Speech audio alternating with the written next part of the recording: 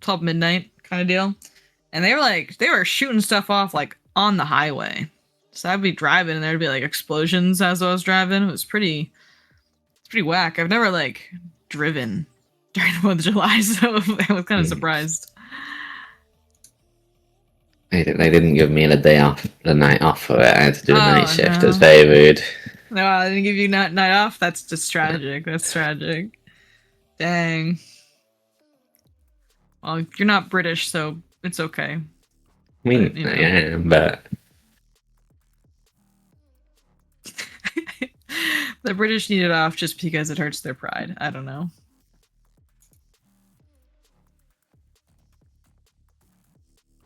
I don't know. I think it's more like they don't think of it at all, but then people start yapping about it, and we kind of like have to play the part. Yeah. You gotta pretend we care, because otherwise it's not fair on the Americans, you know? Yeah, it's not fair towards the Americans. Yeah, obviously. Yeah. No, definitely. You gotta like wear the costume for the day. Yeah. Fair enough. Alrighty. Spoon has not responded, so we will proceed without him, and hopefully he will be able to join us a bit later for that.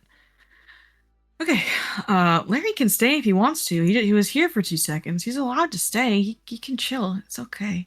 Alrighty. All right, Darby.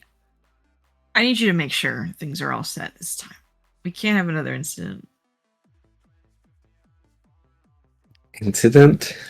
We had an incident. We had an incident with the previous session. It was not recorded. Okay, good. Oh no. It's a lost episode. There's no audio, just visuals and the music. So we could like re-record it. That's what I'm saying. We could dub over it. We could do session 1 all over again. It'll be fine. It's it's okay.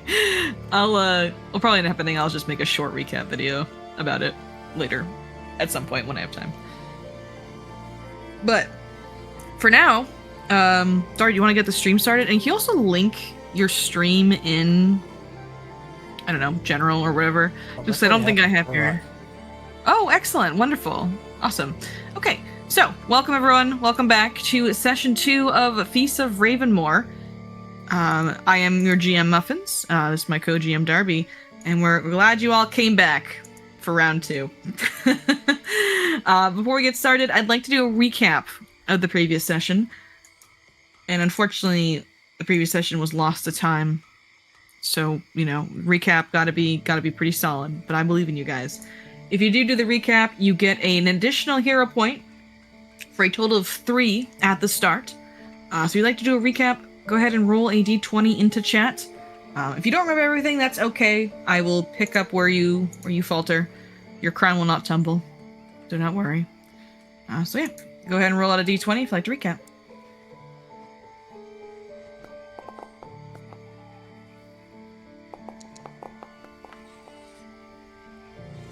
Alright. Going once. Going twice. Sold to Josh, playing Lithic. Go ahead and take it away there. Right. Well, I'm obviously very familiar with every character's name that we've encountered so far. Oh yeah, you should. And they won't be referred to as that guy or that woman. You should be able to hover over their names and see them, or their portraits. So yeah. So, back in Magnimar, a party assembled one by one, introducing the stars of the show, primarily a mosquito, but also there was Zephyra, Mr. Leek, Silas Clem, who was accompanied by a vintage, big old lashy type Eidolon thing, and Shazlaunog. And one by one we assembled, had a little bit of a chat before being introduced to one of the tax collectors of Magnimar. and she was somewhat alarmed because she had sent her cousin out to a remote farming village in the marshes called Ravenmoor, because they had, potentially due to her error, not paid taxes in 10 years, which is a big no-go in Varisia. And she would rather not get punished for it, so she sent out her cousin to solve it, and the cousin may or may not have just taken the money and ran. That's unknown, but at the very least he never came back. So she hired even more people to go there, because more faces can only make things better, I'm sure. And yeah, so our gang, was sent off to Ravenmoor.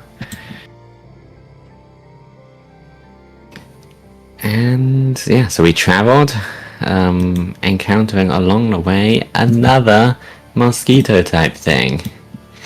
They raise them as pets out here. Ornegard was the kid's name, who had what was it? Cabbage? No, apple juice. Applesauce. Applesauce. Got that. Applesauce, the friendly bloodsucker.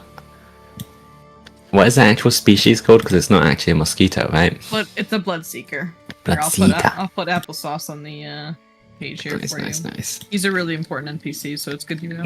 Yeah, because of course Bitey is not a bloodseeker. Strictly vegetarian is Bitey. Yes.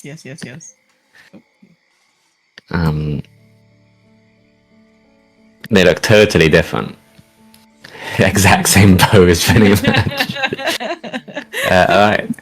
Ornegard brought us then to his dad, who was like, yeah, he's a good kid, a bit of a funny lad, but he's good. And directed us towards the mayor. Along the way to the mayor, we discovered that this town's kind of a bit odd. They seem to nominally at least worship Desna, but all of the signs anything that would resemble Desna seems to have been replaced by some sort of sinister, was it Gossamer something? King? Gossamer something? We have a big old picture of it on the right here. Look, it's all spooky. It looks like a scarecrow with butterfly wings. Desna. That's actually effigy of Desna, yeah. Yeah, it's Desna. Famous for her claws and not like, I don't know, star blades or star knives. And yeah, so we've been scuttling about then, looking at broken down blasphemous temples and churches, talking to the charming locals, getting all gussied up for a nice festival where Zephyr will be competing for the Bella de Bowl, whereas Lithic, of course, will be tumbling with the pigs, wrestling the pigs, and having then meeting the mayor. He's this trustworthy looking chap in the middle. He's happy to point us towards the wilds to the east. They have a special name. Hinterlands, and the hinterlands, yes. Mm-hmm. And in the hinterlands, then maybe you'd find out more. Theoretically, the cousin could have taken the money and ran out into the hinterlands, but the main way back to the civilization would have been this solitary ferry, which we're definitely not trapped by. And we discovered a sinister slab of rock in the mayor's mansion after a little bit of subterfuge. But it's in a language you don't speak. Mm-hmm.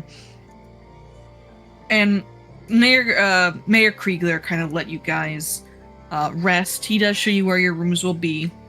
And he promises you that The day after the festival, he will be more than happy to assemble a scouting party to go see if they can find Kyle, the tax collector, to see if he maybe went and got lost in the hinterlands somewhere. But the festival is very important to the town, so he's willing to do it afterwards for that. Oh.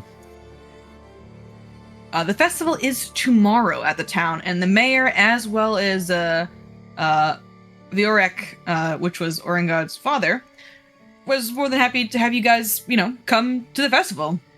Very fun time, lots of games and such, and they love having guests see their funny little culture that people don't get to see very often. So the scene does open up with you guys still in the manor of the mayor. He's retired for the night, as has his brother, Leonard Kriegler, who doesn't talk much, but he was much larger, much bigger than his brother. And you've kind of left with a crossroads.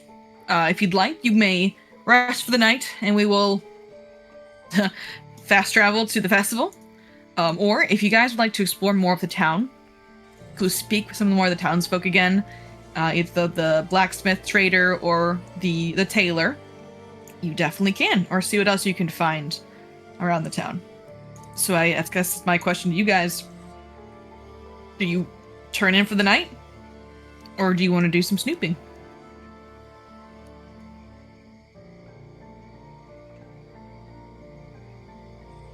And Josh, you can take your third hero point.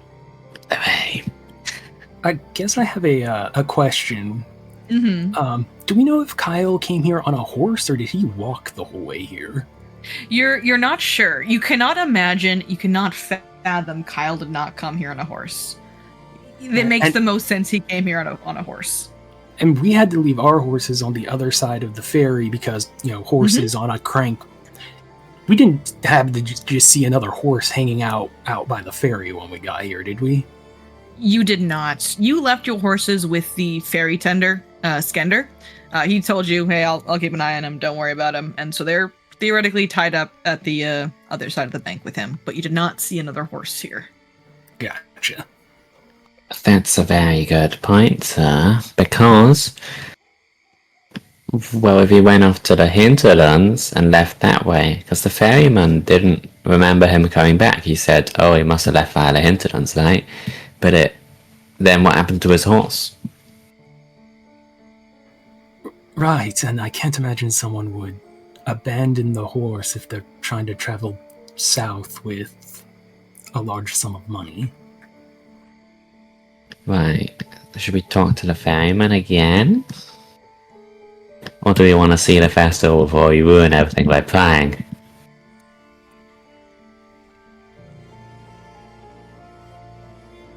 I suppose it couldn't hurt to just check and see if the ferryman knows what happened to the horse at the very least.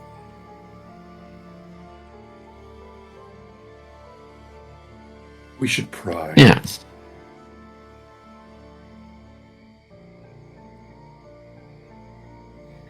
Okay. It is currently about 7 o'clock at night. It is getting a little dark out, but not late enough for people to start turning in for the night. So you would like to go see Skender. He will still be at the docks if you'd like to go see what he's up to. Yeah. Yeah, sounds like a plan. Okay. So you head out of the estate. Mr. Leach says he'd like to review the tax documents provided by Mayor Kriegler. Just he'd like to cross-reference them, make sure they're accurate, things like that. Because if there's something fishy going on, maybe the documents will help aid in that conclusion. So the four of you, Chaz, Silas, Lithic, and Zephyra, leave the estate to go back to the river where you had entered from. As you guys are leaving, the sun is setting, and Zephyra, as the others go ahead, you just on instinct, look back to the manor. In one of the windows on the first floor, you see a figure looking out the window at you. and you see the mayor's brother, Leonard, just staring at you as you walk away through the window.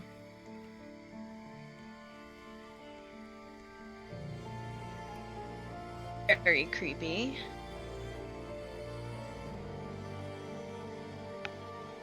He makes no move to chase after you. He doesn't even really have any emotion on his face, but as you look back with him and you lock eyes with him, he pulls down a curtain to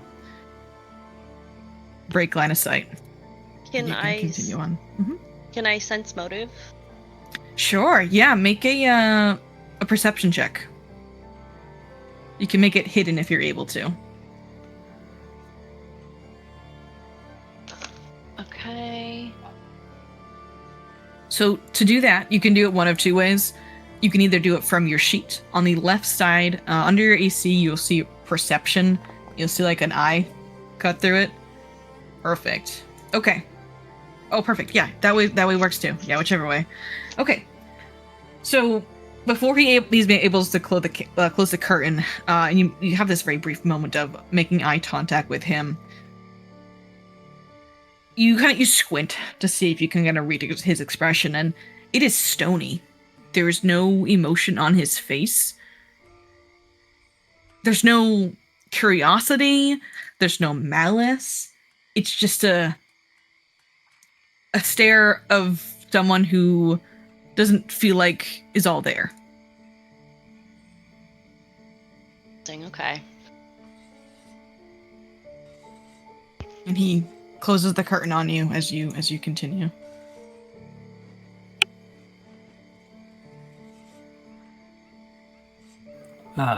As the group is walking and gets away from the mayor's house, the tall, lanky figure known as Vintage says something slightly muffled, and you hear, "I still have this brick in my mouth, by the way. What do you want me to do with it?"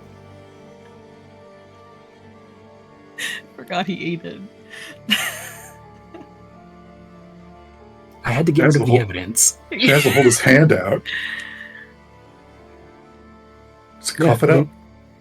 All right, Vintage will reach into the stump helmet and pull out the tablet and hand it to Chaz. This is the thing with weird symbols on it. Yes, it is. It is writing, but it's not really writing that you recognize. It's in a language you do not know. Okay. He looks at it and goes, "I don't know what this says," and then offers it to somebody else. Maybe I could study it. I don't know if I'd speak it per se, but or read it, I suppose. But I could try. I don't know. I don't know if I can try. What would you like to try? Like, what do you want to attempt to do? So it's got symbols. Maybe it's got like iconography on it or something, that can be recognized without reading it. Yeah, sure. Yeah, okay. Can you just make me a recall knowledge check to take a peek at it and see if you can know what this is?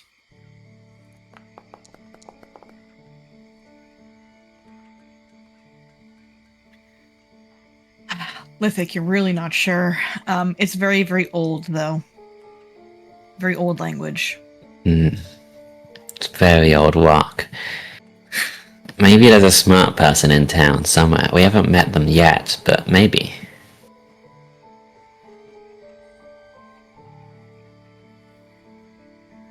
My only concern there would be small towns. Word would get around pretty quickly that we were showing off a stone tablet with strange writing.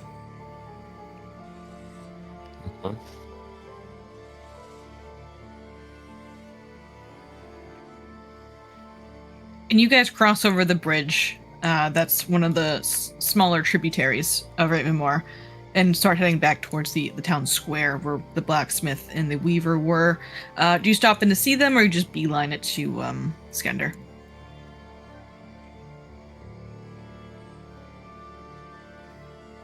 I guess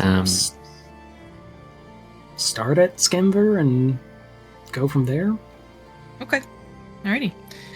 So you walk through the old town square, Who hangs on to the stone tablet, by the way? Do you put it back in Vintage's mouth?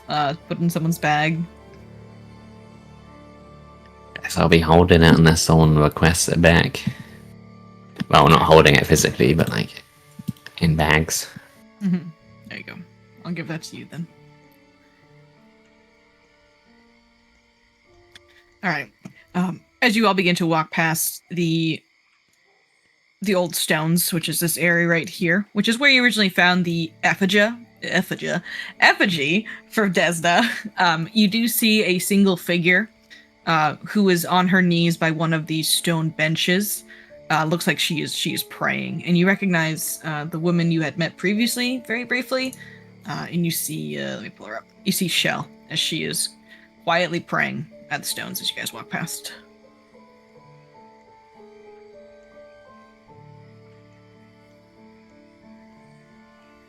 I'll move your token.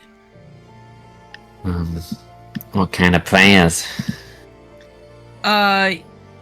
She is not that you can hear from your distance. But she's in the classic praying position. And she seems to be praying to this effigy. I just walk up to her and ask her about the claws. Oh. Oh dear, you started me. Ma'am. What can I do for you?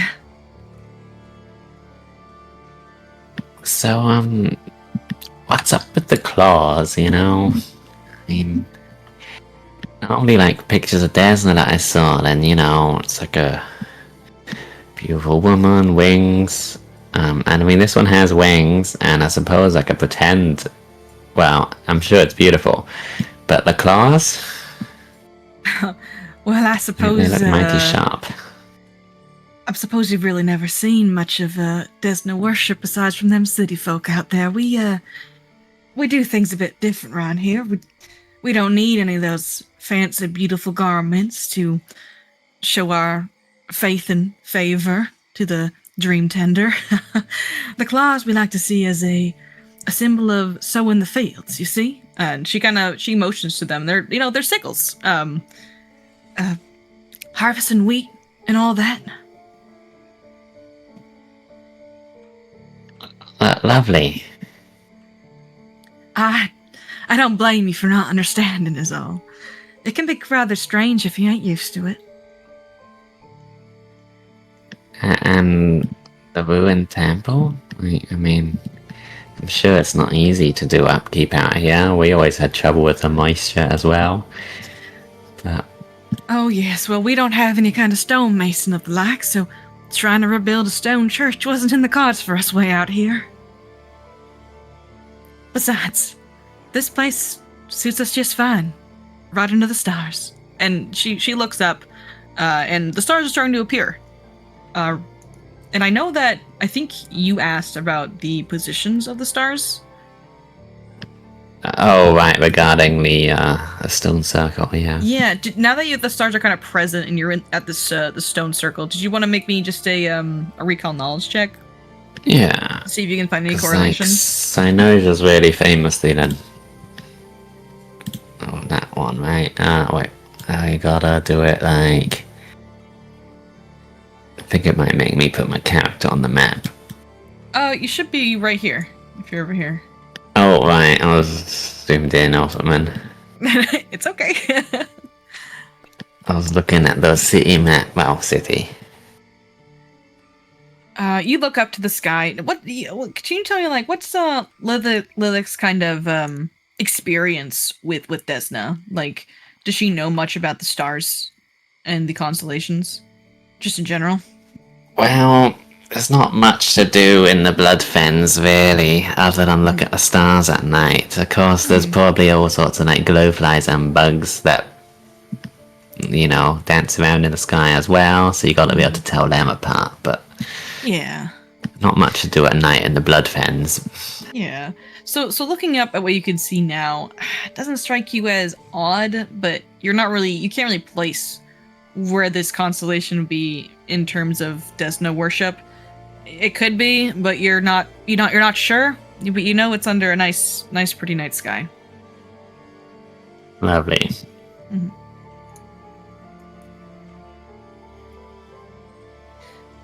Do you have anything you want to pray to the Dream Tender for while you're here?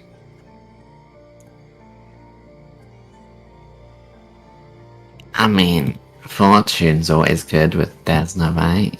Good fortune. Oh, Maybe I'll yes. win the pig wrestling tomorrow. Oh, I do wish you luck on that. I won't participate in that. That's a bit too bit down in the mud for my taste myself.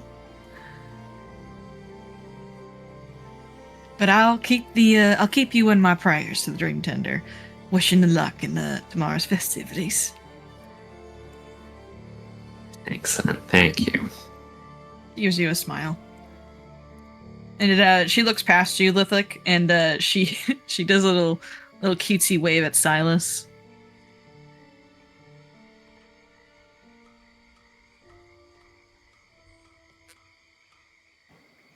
Yeah, Silas is. I don't know what he would be doing if we all stopped while this conversation was happening. There might just be small talk, or he's asking Chaz about something inconsequential at the time. Mm-hmm.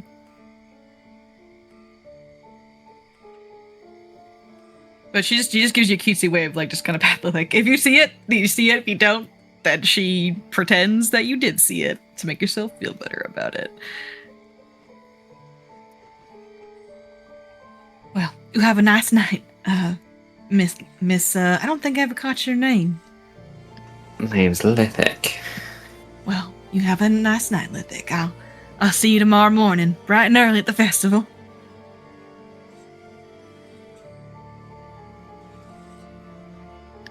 Yeah, see you there. I'll Gives you a nod. scamper away. Yeah, she goes back to her prayers.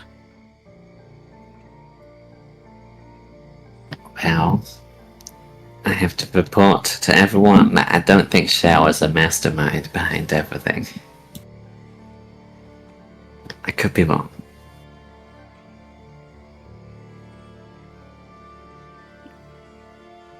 It's probably the creepy mayor. But he seems so nice.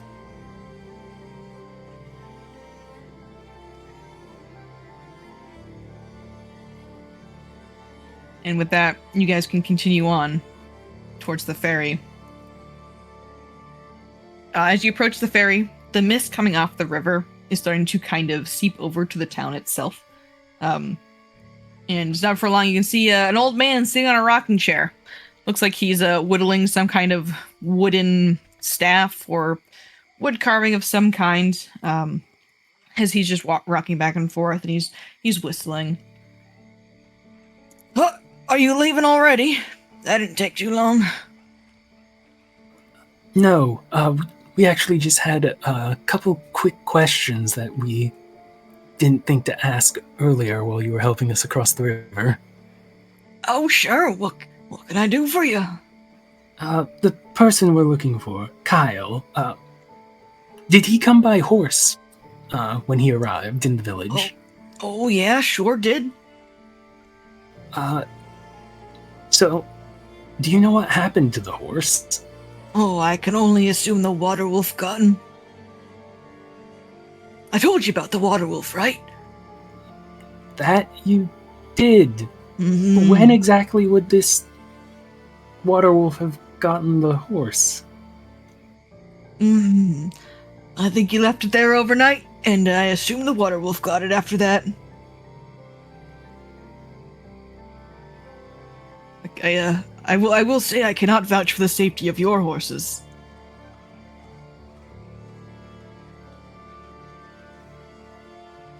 Huh. I hope you're not attached.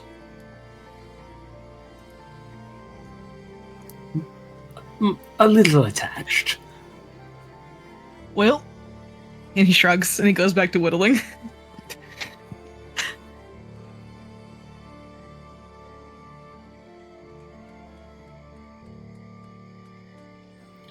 There's a moment where the city kid Silas is just sitting there in like a stunned stupor for like 10 seconds before he turns to the others. Is like, I'm not gonna lie, wasn't expecting the conversation to go like that.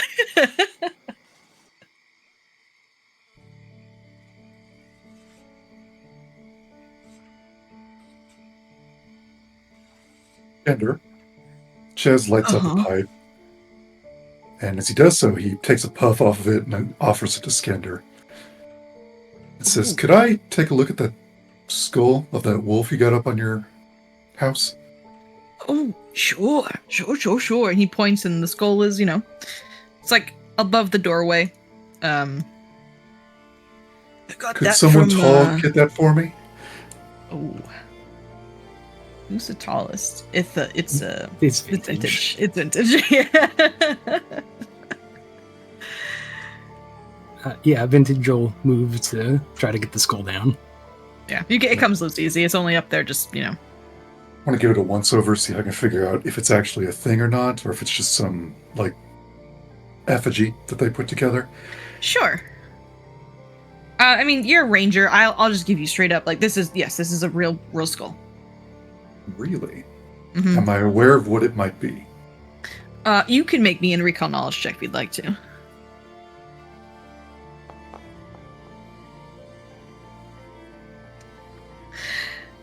You look at it, it is a real skull, but not of any creature you've seen. I described it last time, but it's kind of have more of an angular face, and has kind of like a bony spike sticking out of its upper cranium, and its teeth are kind of all deformed as well, almost like coming down into points. Okay, he gives it a once-over, and since he can't really figure, he just kind of hems and haws over it, and then he will look at who appears to be the smartest person in this group besides Chaz. He'll give it to Vintage's assistant and see if maybe he can take a look at it as well, and then keep talking to Skender and just keep his attention. Oh yeah, he talks to you all about the water wolf. And Chaz will eat it up and listen to him and just talk and keep his attention on Chaz while his group looks that over. All right. Anyone who would like to make me a recall knowledge check on the skull, you can. This would be a nature check, if that helps.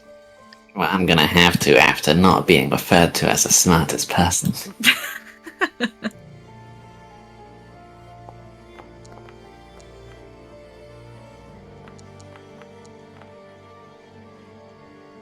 And Vintage rolled as well. Okay.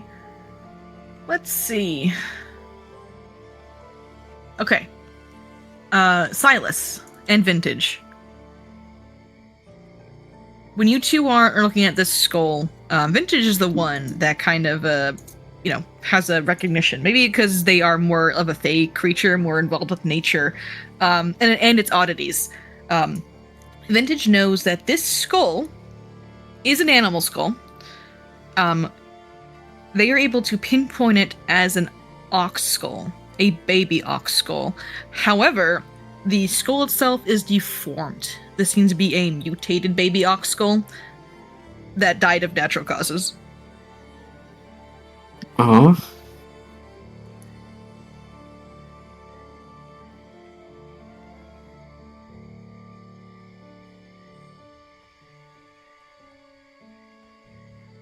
Yeah, there's a moment while Vintage is looking this over, keeping his voice low while Chaz is distracting the Skender, where he just goes,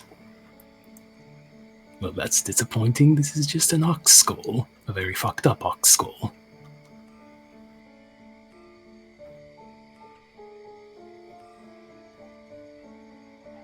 What are you saying over there? What did you say? I was admiring the skull. It's one of them water wolves. I've never seen something quite like this. I know you city folk don't have these kind of water wolves where you're from.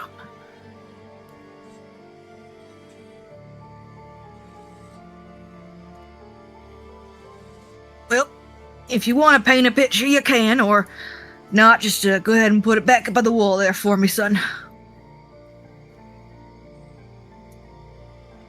Hey, Mr. Skender, do you Uh-huh. know anything? Do you know anything about that ruined church of Desna in town? Oh, you mean the one that collapsed in on itself in the town square? Really? How did that happen? Oh, not taking care of it other like. It ain't my job, but 'cause I just live on the outskirts of town and operate the ferry, so I shouldn't get involved in town politics none, but if you ask me, I think the previous mayor before our current one kinda let it fall into disrepair and didn't bother fixing it. Was there a priest for that church? Well, not at the time of its collapse, no. I mean, we used to have a priest years and years ago, back when I was a young boy. Mm-hmm. The mayor was usually the priest. Spiritual leader and actual leader of the town. Is that still true? Oh, yeah, definitely. I hope everybody else is hearing this. That's good to know. He offers the pipe once more to Skender. Oh, thanks. Yeah, the first priest of this here town, her name was, Iola Kriegler. Was it the current mayor's mother? Great Oh. grandmother. I keep forgetting you humans live such short lives. I'm sorry. That we do. Yes, that we do. Very good. Well, sir, does anyone else have anything else for Mr. Skender here? It is late and it may be past his bedtime. Oh, I don't have a bedtime. I'm a spry fella. I'll stay up watching for water wolves. After What do you watching do? After watching you haul all of us across the river on your own, I believe you, sir. He gives you a salute. What do you do if you see a water wolf? Oh, I'll kill it. I haven't killed one yet, but I'm prepared. I got harpoons aplenty. Tonight's the night. Tonight is the night. Could But someone... Oh, go ahead. No, you go for it. This was a meta question. Could someone remind me what Zafira is a worshiper of? Gazra. Gazra and Lamashtu. Got it. Thank you. I'll see you all at the festival then tomorrow. Yeah, Maybe I I'll be look forward to wearing seeing. a water wolf skull to it if I catch him tonight.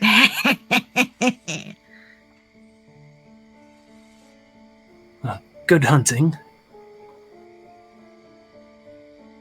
He goes back to whittling some of the wood, and you see he's carving into a spear, or a spearhead of some kind.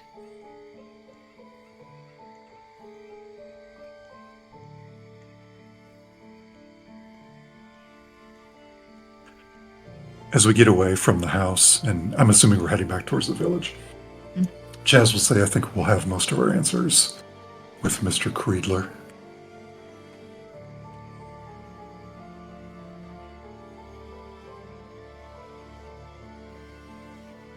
It does seem that way, and this wasn't a water wolf skull. It was a very deformed skull of a, you said water buffalo, right? Water wolf. Oh, sorry, not water wolf. Sorry, no. It was just a regular ox skull. Well, not regular, obviously, but deformed. And was it altered, like, could someone tell if it was altered magically, or if somebody just, like, put stuff on it to make it look that way? It was a natural deformation. Like, it naturally just, that's why it's dead now, because it could not survive with the deformities. Interesting. Okay.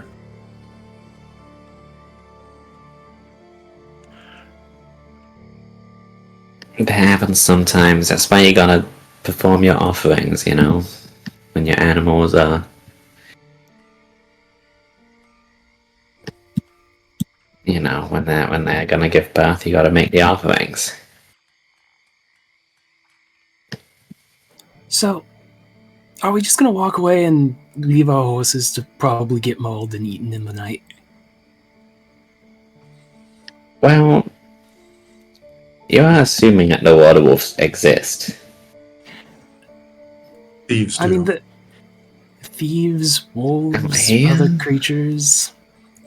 Well, how about that for overcool knowledge? What kind of animals would actually live out here? Would they threaten horses that are like next to civilization is a strong word, but a little village?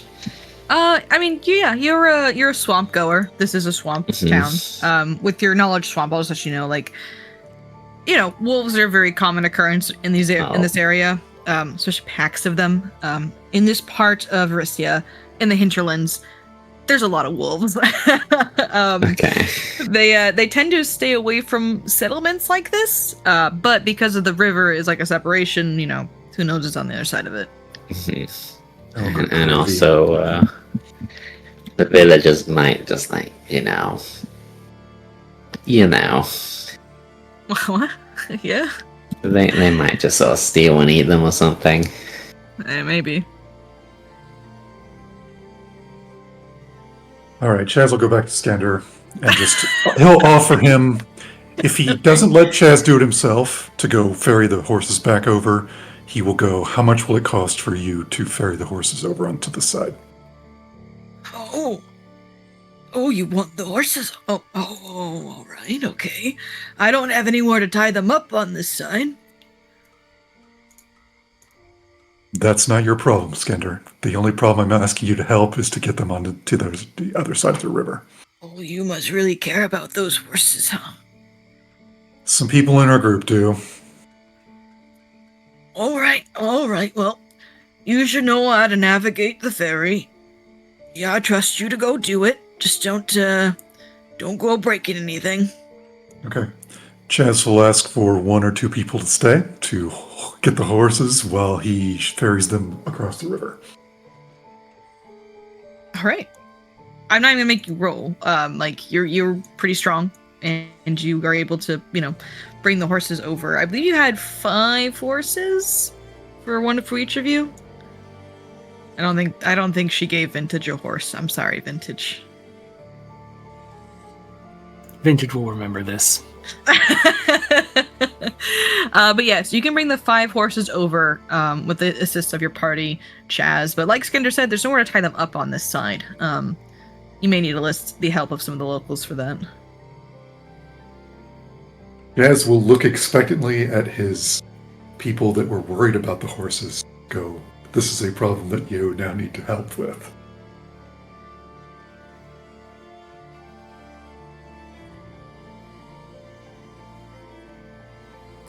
All right, let's, I suppose, ask around, see if there's a place we can tie off some horses, get them some feed, and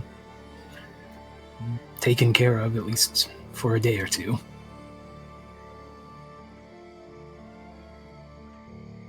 The ones that would probably be able to take them would be Vioric.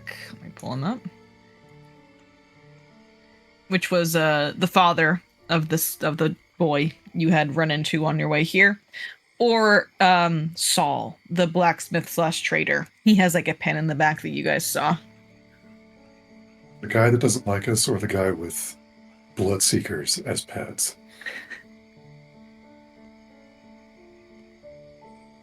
What great options.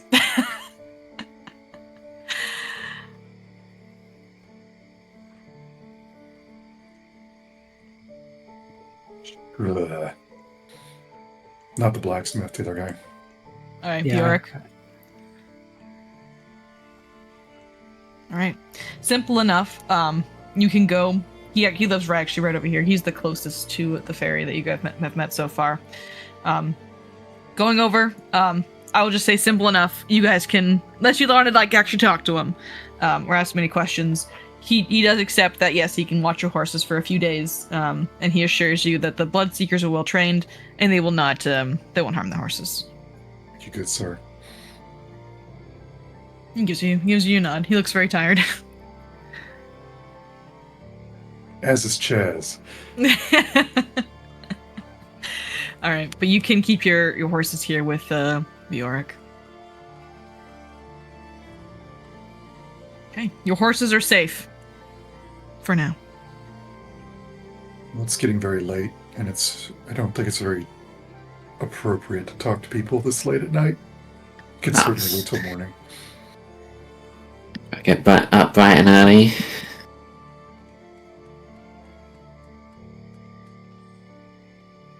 Put their tokens on where their shops are. Nope, put 2 on there.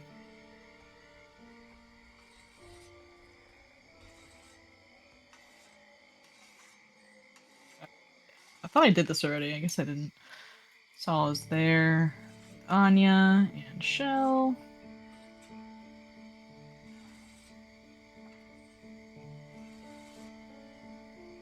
Okay, there we go. I think it's all the ones you've met so far. And then okay. So with that, you guys will just head back to the mayor's house to rest for the night? Chaz would agree to that. Okay. Zafira, is there anyone that you wanted to go talk to or anything you wanted to do before you turned in for the night?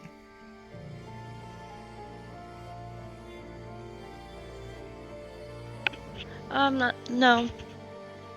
Alrighty. So you guys can head back to the manor. And I'll bring us back over here.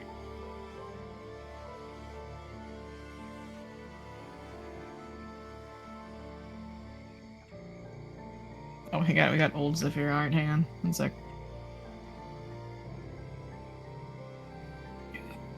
And their stairs are right around the corner up here. And you guys can just head to bed. Oh, he would be in his room.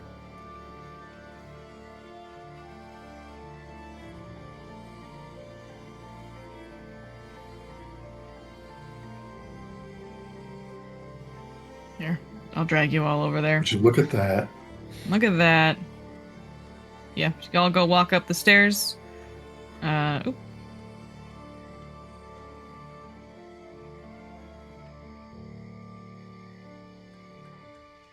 I can just go activate this one. I can bring everyone over.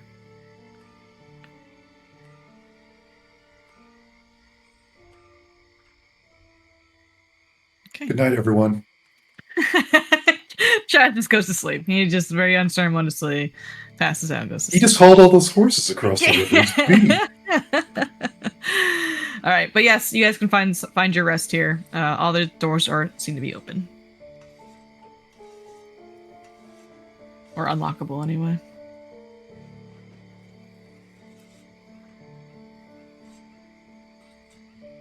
And I will time skip us. Is this thing next to the bed a toilet? It is a wash basin. Got it. Okay. Okay. You mean it's a mosquito bed? It's a mosquito bed. Yes. Alrighty. So you all head to sleep. And your sleep is uninterrupted. It is very pleasant, especially given that you've been on the road for the past couple days just trying to get here in the first place. It's nice to have beds for once. And these are pretty nice. Pretty good living conditions, and no one bothers you or nothing happens in the night. And not for long. It's a morning. And even up early, around like 7, 8 o'clock, there is a bustling all you can hear outside. The townsfolk are awake and up and at 'em. Some of them are, when you look at the windows to your rooms, some of them are carrying around goods like sacks of food. Some of them have like flower laurels that they are bringing, and they're all heading towards the main thoroughfare of this festival, which is the festival grounds, which is nearby.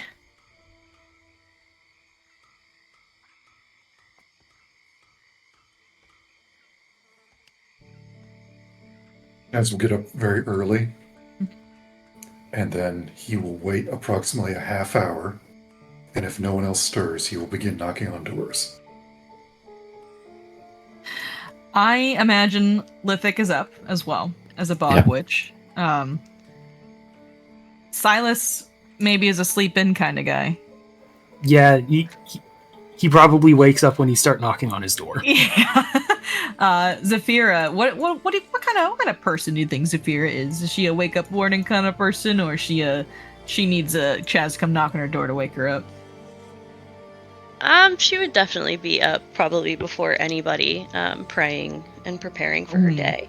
True. So you're probably up actually the same time Chaz is, and Chaz, it seems your party members are nice and up, except for one of them. Silas is the only one you need to rouse. Which one did... Oh, I didn't know which one he went into. It's... Well, we'll start at this end. Just knock on this door. You knock on the door. Silas, there's a knocking on your door. You fall out of bed. You're being summoned. It's time to wake up. Chaz hands him, if he comes to the door and like actually answers it, he hands him a piece of road jerky and says, "Let's go. We got things to do today." All right. I'm up. Okay. So after your prayers, your preparations for the day, you all can head to the festival grounds. So I'm going to bring us back to the town landing here. Actually, I think I just have a town map, don't I? I do.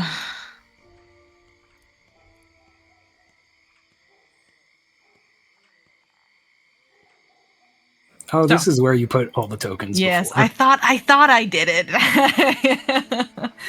Alrighty. So the festival grounds are just right over here. And you can see just a stream of people who seem to be going towards there. They're happy merrymaking, they're excited, they have smiles on their face. And it seems that the mayor and his brother have already, well, the mayor anyway, has left for the day to enjoy the festivities. His brother Leonard seems to be actually waiting for you guys to leave before he does. He's actually just standing downstairs, just in the middle of a room, just standing there, like in the living room. Staring at the stairs as we come down? Yeah, he was waiting for you guys. Chaz just stares at him as he walks out the door. He's expressionless. Zafira's gonna offer him a big wave and a smile. He does not give any kind of emotion back to you. He does not wave, he does not smile. He just makes sure all of you leave the house. So you're not alone in here. Give him an eyebrow raise. He does not raise his eyebrow back. Gasp. If you all leave without any trouble, you're able to freely go to the festival grounds. But you do feel Leonard behind you guys, like maybe 50 feet.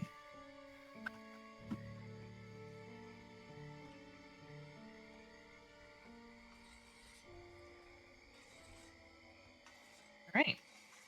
Just ignore him for now.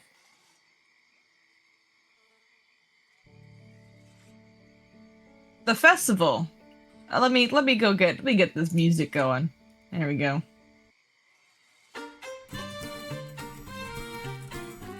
Welcome to the Founders Feast, gang. When you enter the festival, there's merrymaking, there's music, there's a large bonfire that is currently burning. Several people are already here at tables, just kind of chatting.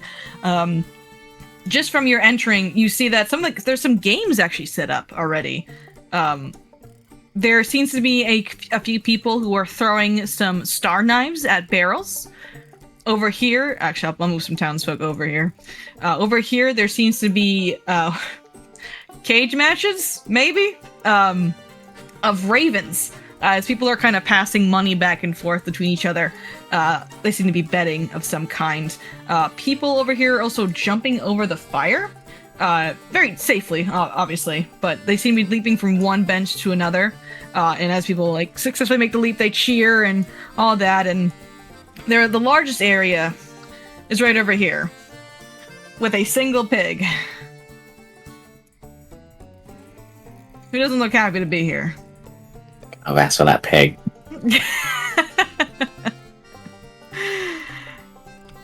Alright, let me loop this music here.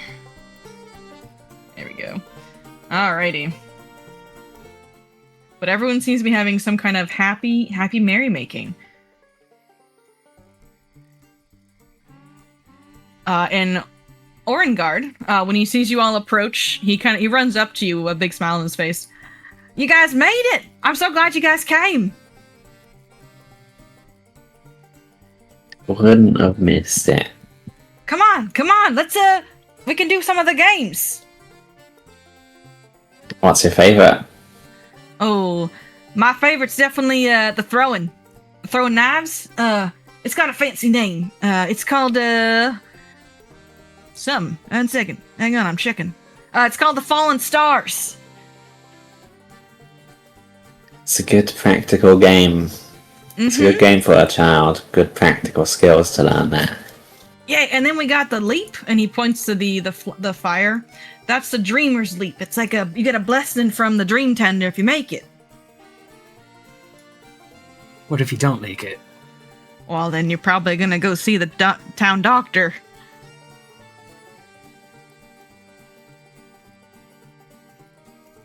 But anyway, that doesn't matter. We also got Raven Flats over there. Raven Flats, excuse me. I'm a big fan of this other Raven. His name is Vinegar Tom. He's kind of I think he's gonna be the underdog this year.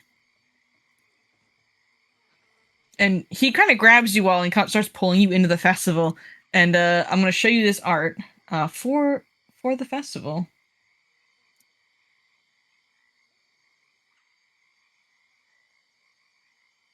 As he pulls you all in. That pig looks so depressed. He doesn't want to be here. So yeah, he pulls you all in to this festival. But you do have direction if you'd like to go to a certain game. But Orengard would like to play with you all. Well, I mean, his favourite was throwing knives, so shall we start with throwing knives? Sure, let's go throw knives at stuff. Sure, I'll move you guys over here. Orengard would also tell you, Lithic, because I know you're most interested in the pig wrestling. The pig wrestling is a big event, so it happens once in a few hours. Because a bunch of people get involved with that, try to catch the pig. It's like the special event, you know what I mean? Mm-hmm. There we go. We're sliding over. A few of the townsmen folks are already over here, including Saul. It seems like as the blacksmith of the town, he made these star knives probably. And there's a box of star knives if you need some. And he kind of takes a step forward as you guys approach. Hey now, are you here to play? No, we're here to win. Well, I guess that's what I like to hear. Now, these weapons are a reverence here in this town. Being the holy weapons of our dream tender. And the weapons carried by our founder, Eola Kriegler. So, treat all of these with respect, if you will. You stand in this line right here. And we're going to start with these barrels here. 3 at a time. Oh, what if he... Alright. So Lithic, Silas, and Chaz, you step up. Actually, we can add another barrel, though, Zephyra here. Hang on, let's add another... Vance looks at Zephyra and says, you look like you're good at throwing daggers. Get over here. She'll wander over, a little hesitantly, but... Alright, I'll move you right over here.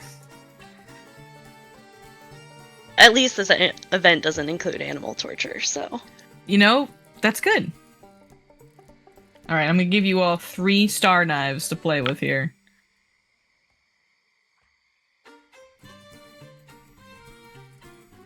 And Silas, you need your knives. Let me give you some.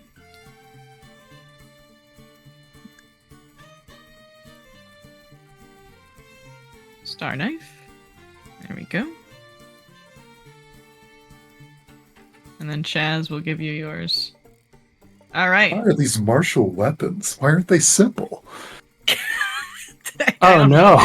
I don't know, dude. Yeah, clerics can get proficiency with them if they're followers of Desna. So I mean, don't need to be. Alrighty. So the four of you line up. Go ahead and target this first barrel. As Saul, he stands here and he raises his hand, and on his mark, he wants you all to throw. All right. Count of 3. 1, 2, 3. Throw.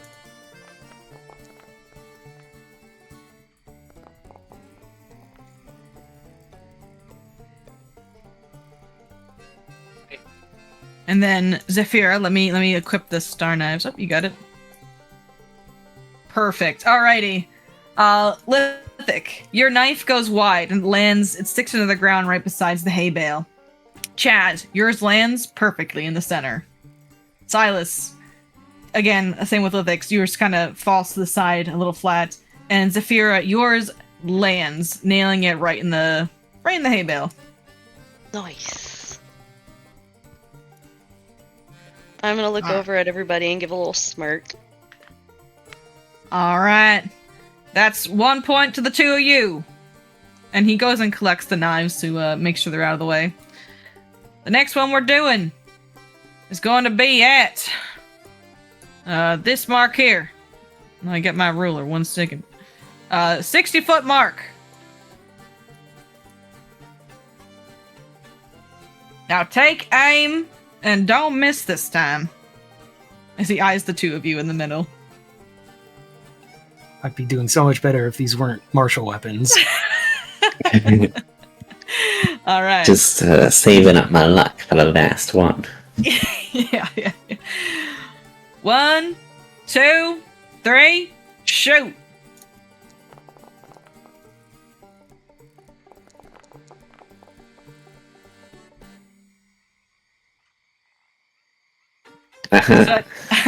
Lithic, that is a hit, even with the rage penalty.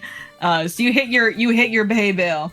Silas, yours collides with the ground. It's probably gone off actually somewhere as it bounces off into the underbrush. Chaz, yours sticks just below the hay bale, barely missing. And Zephyra, with the range penalty, you do hit it as yours sticks in. All right. Cleric Zephyra, you're at 2 points. Lithic, 1. Silas, none. Chaz, 1. And at this point, Shell has come up behind her father, and she looks like she's cheering you guys on. Mostly Silas, but she's still cheering in the vicinity of all of you. All right. Next knives will be at the targets at the far end, 100 feet.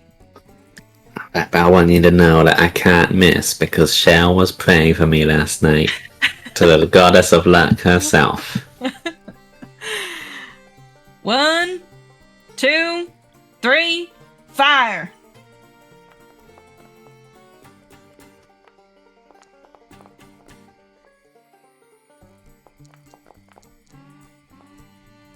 Alrighty. That's a -8 from 21. So Zephyra, that will be a miss. Silas, that will also be a miss. Lithic, that is a hit. And Shaz, a miss. As Lithic, your knife sticks into the 2 farthest barrels. Successfully.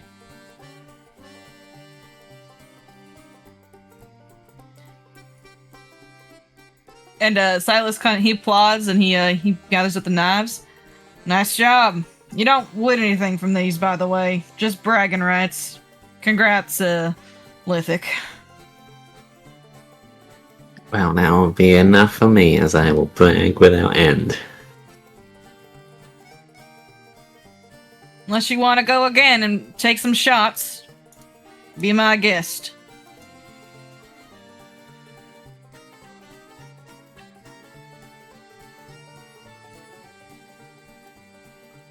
That'll be enough for me. I'll quit while I'm ahead. All right, Chaz will look at his companions and he will nod approvingly. Even Silas, who I don't think hit anything. Not a 1. Oh, Silas, you did such a great job. What a marvelous display.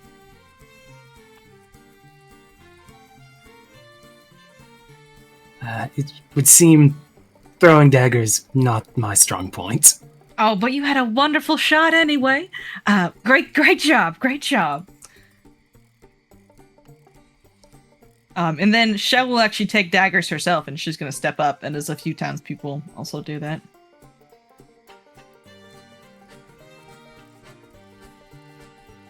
And as you guys are kind of stepping away from the shooting range, do you want to give me a perception check, all of you?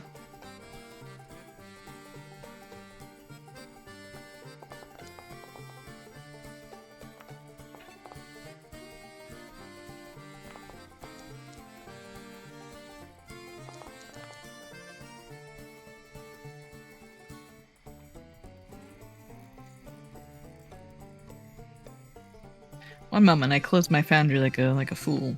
Gotta reopen it real quick. Alrighty. Okay.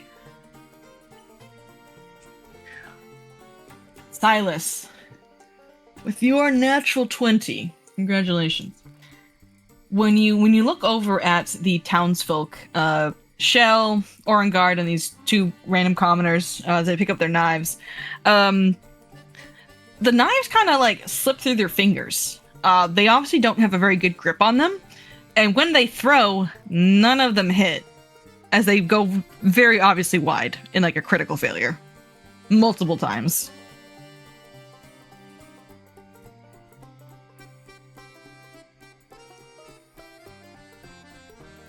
All right, so apparently throwing martial weapons, also not the commoners' strong points. Nope.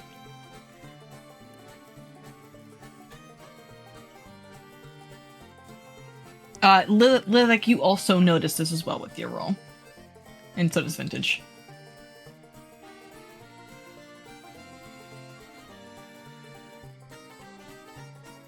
Okay, Orin, what's next?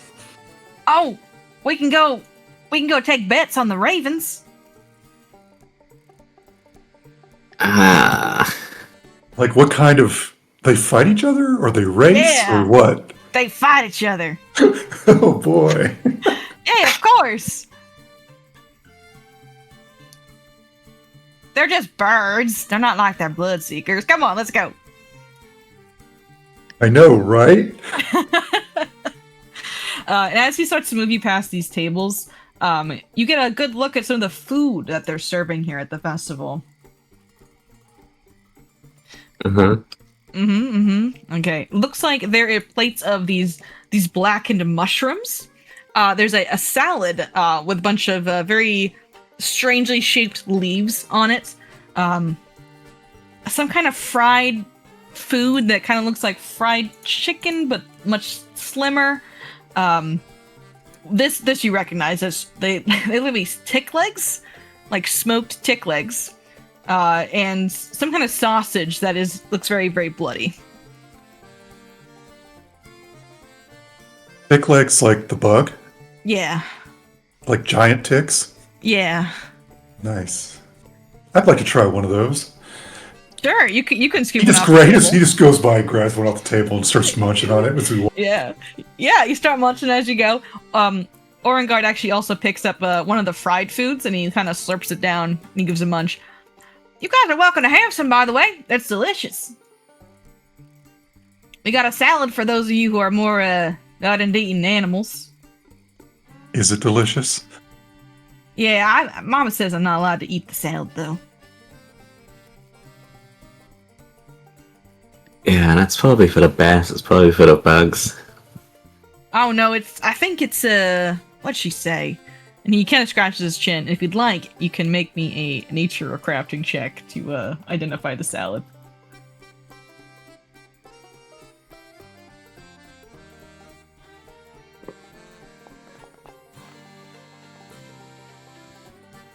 All right, Lithic. And, oops, one else rolled two. Zephyra, both of you. The salad is made out of fey leaves. Fey leaf is a relatively common, but is it's a mildly euphoric drug that people usually smoke to get a high sensation, but they are currently using it in a salad. Well, why didn't you say, kid? Do you want to take Sure. some? Wait, that's the. How addictive is that stuff? That's like quite bad, right? It is a drug. So you will need a roll for addiction if you have a lot of it. Huh. I might stick with the bugs. Okay. Are the bugs addictive? The bugs are not addictive, no. Okay, good. These you should try some of these fried things. These are fried silkworms. Az grabs one and eats it. Oh, nice. Have you tried the sausage? Which one's that? And he points to a sausage on the table. Grabs one and eats it. That's a sturge blood sausage. Mmm.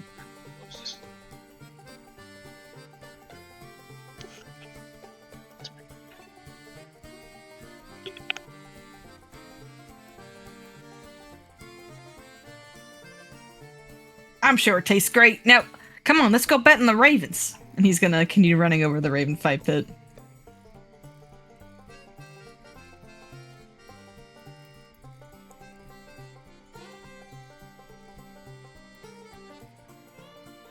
All right.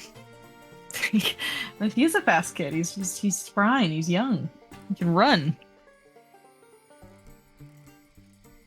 Alrighty, so this one, there are no rolls involved. It is merely just betting on which ravens are going to win in this animal cruelty match. The ravens all have names, however, and Orangard has put his money on Vinegar Tom. Here, how about I reveal their names here? But the other ravens are Wormwort, Grizzle. Oh my god, how do I pronounce this? Snapons? And Soot.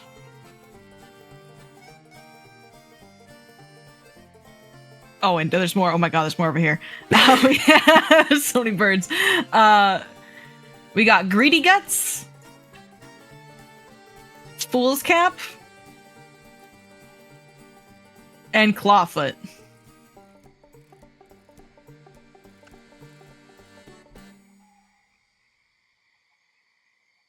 Az is going to take a step to the side because he does not want to get involved in this scene.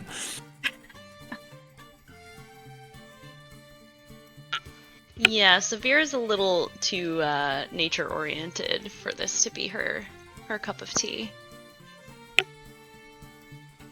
Would it be okay to give the bird one last meal before its potentially deadly fight? Oh, they don't get killed or nothing. They don't. It's not to the death or anything.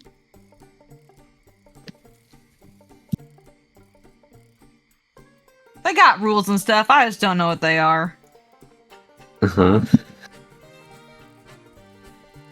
But Orangar would take a step forward. He'll give up some money. Would anyone like to join in the betting, or is this a game you would like to step back from and kind of let happen off screen? I mean, I'm tempted to try and juice the birds, but I think it's better to stay out of this one. Well, no, I am playing Lithic, though. Fuck it. Yeah, we're juicing one of these birds. Alright. I gotta remember who I'm playing. So currently in the match is Wormwort and Vinegar Tom. Uh-huh. If they're gonna fight a terrible fight, well, a not terrible fight, you know, can we feed them? You want to feed? What do you want to do? What do you want to feed them?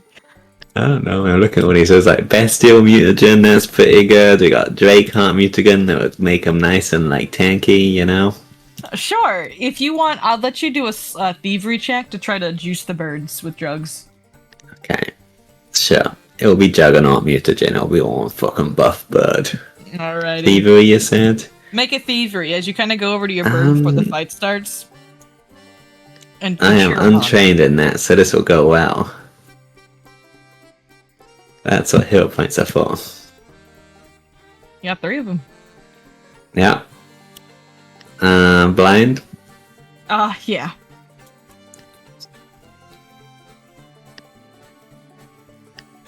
Okay, sure.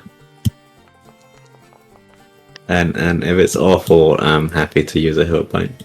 May want to use a hero point.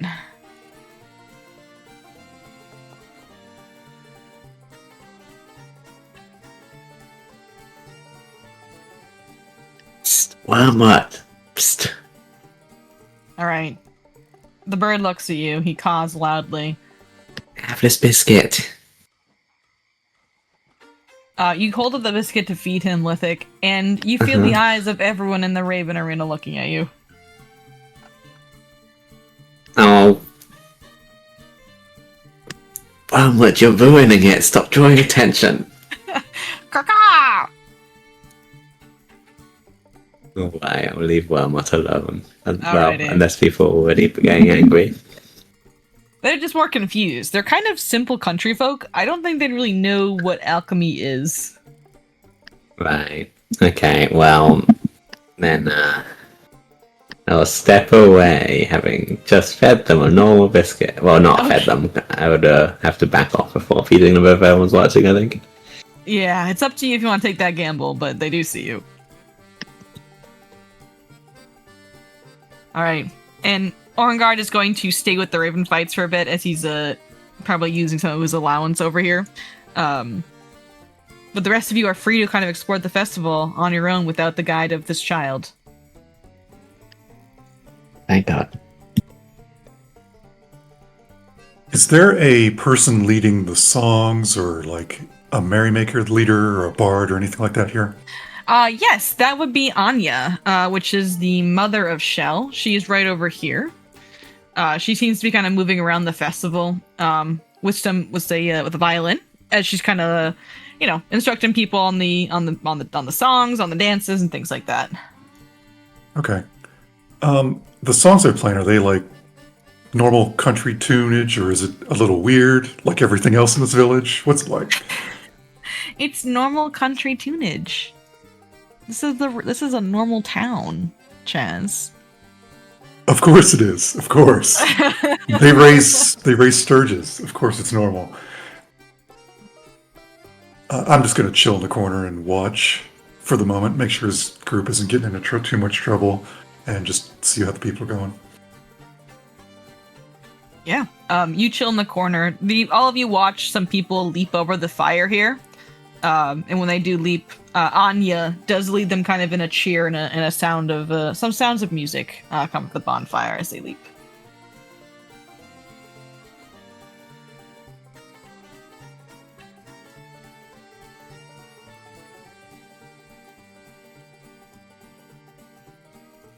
So who wants to jump over a fire? I feel like I might die if I tried.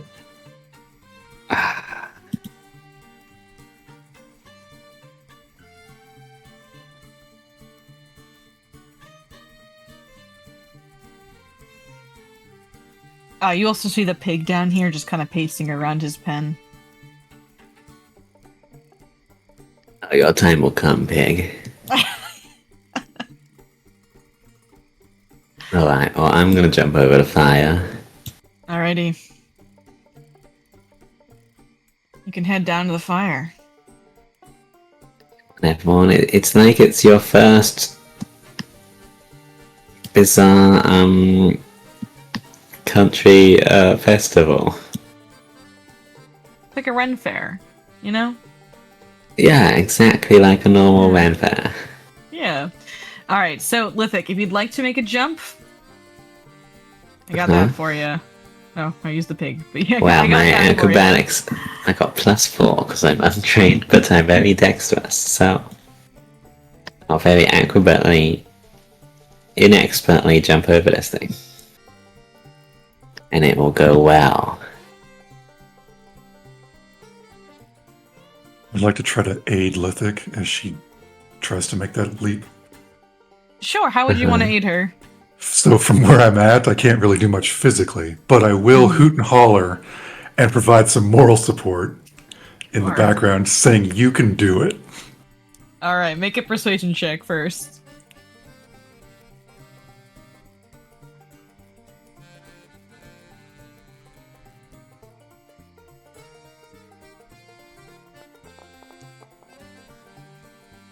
All right, that is a success. Looks like you can take a +1 to your roll. +1 from the power of friendship. +1 from the power of friendship. You know what? I could do a witch thing. Can I jump through the fire rather than over it? Yes, You might consider that intentionally failing, but instead it's like looking graceful while going through it, rather than failing by stumbling through it, you know? All right. And I'll do witch things. Okay. Still Are you acrobatics? Yeah, are you prepared to take fire damage? Yeah. Okay. Then yes, it's still an acrobatics check. Make sure you don't fall further into the fire. What bonus was there from the aid, or?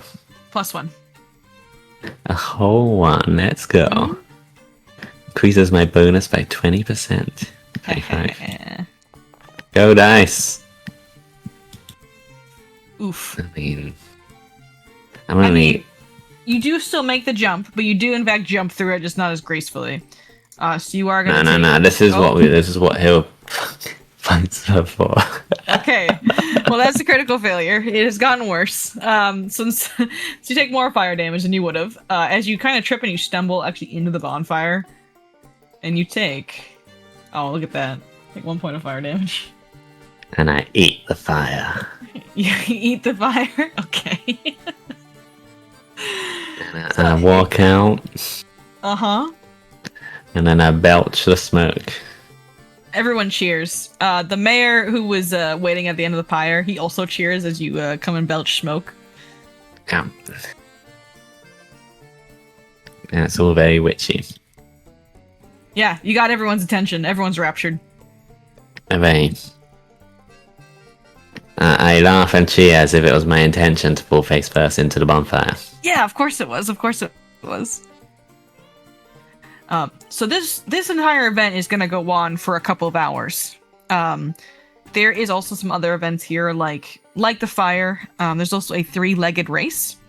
And then at exactly noontime, 12 o'clock, the pig wrestling will begin. And I kind of leave it up to you guys. Like, is there any conversation with the people you want to have? Is there anything you'd like to do? Or do you kind of just want to just enjoy the party?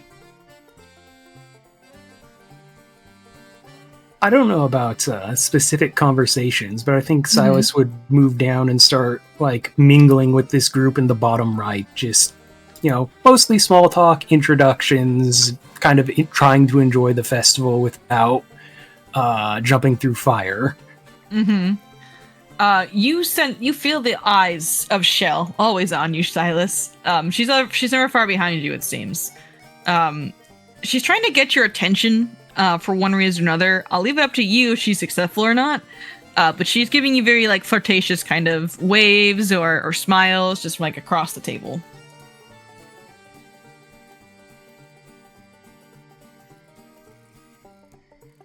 I don't think it's Silas's intention to have anything romantic happen, but he's not going to outright ignore her or anything. He's going to try to be he's going to try to leverage the fact that he mechanically has good charisma. Okay. Yes, if you give her an inch, she's gonna take a mile. She will stick by your side for the entirety of the festival. And then Vintage is probably just hanging out with Chaz, sampling some of the food. Zafira, what are you up to during the party? I am gonna walk around and I am looking for any thing that gives Desna that they're using to honor Desna. Okay, sure. Just make a recall knowledge check using your basic action macro there for me.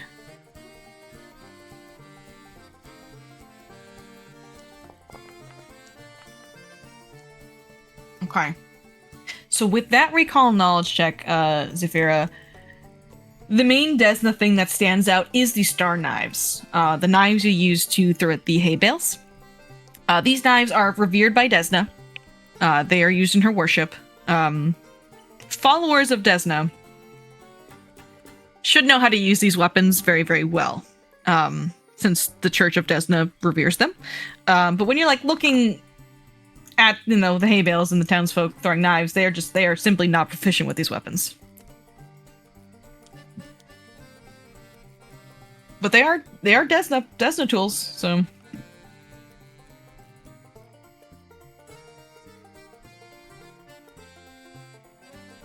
I'm It's gonna kinda pick like at how, some salad okay. while I sit there and think about, ponder on what I've noticed. Yeah, so it's kind of in the same line that you are proficient with the trident because of you follow Gazra. Mhm. Same line of thought with the star knives and Desna. Okay. And as you're gonna pick at the salad, I do need you to make a save for me. Indeed.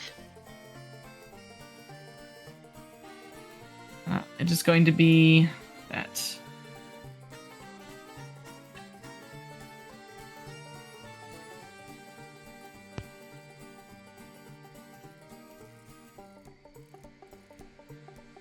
So, fortitude save. Oh, perfect. Yeah, so you eat this salad, Zephyra, and being a nature cleric, you know that this is the fantasy equivalent of hemp leaves. And you do feel like, yeah, these are, despite them, usually being smoked, these would get you pretty high, despite being in salad form. If you're able to hold off the effects of this fey leaf salad, it tastes pretty good.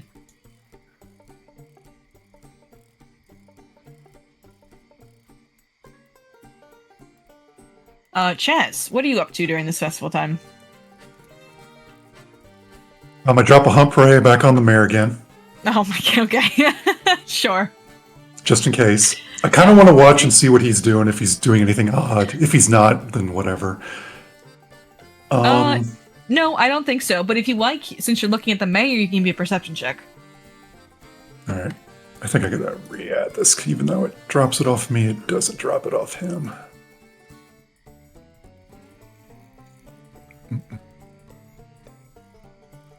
What am I doing? Perception Oh. roll. Yeah. Seek motive or perception? Do perception. Since you're more so watching him. I will add that just in case. Sure. Okay. So when you're watching the mayor throughout the festival, he is, he's dancing with a lot of his townsfolk here, enjoying the merrymaking. His brother Leonard is just off to the side. He just has that stone face expression like he always does. But while you're watching the mayor, you see someone else watching the mayor. You see every so often Saul, the blacksmith, look at the mayor with just so much malice and anger. Okay.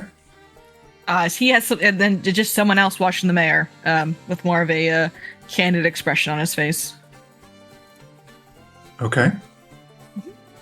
All right. Who can I pick on here? Silas is busy with his woman over there. I don't know where the heck Lithic went. I think she's on fire. Mm-hmm. I'm gonna grab Zephyra then. He will walk over to Zephyra. And I know you're picking at the salad, and he probably realizes what it is at this point. And he's like, I need your assistance, young lady. Would you be willing to help me? She's gonna smile from ear to ear and chuckle and say, I'll give it my best shot. Okay. We're going to use our best words, and we're going to go talk to the blacksmith. And we're going to see if we can get any information out of him. Because I've been watching some interactions with this group, and I don't think he likes the mayor very much, and that may be a way to get our foot in the door, so to speak. All right, let's go. Come with me, please. And he's off in a flash. There he goes.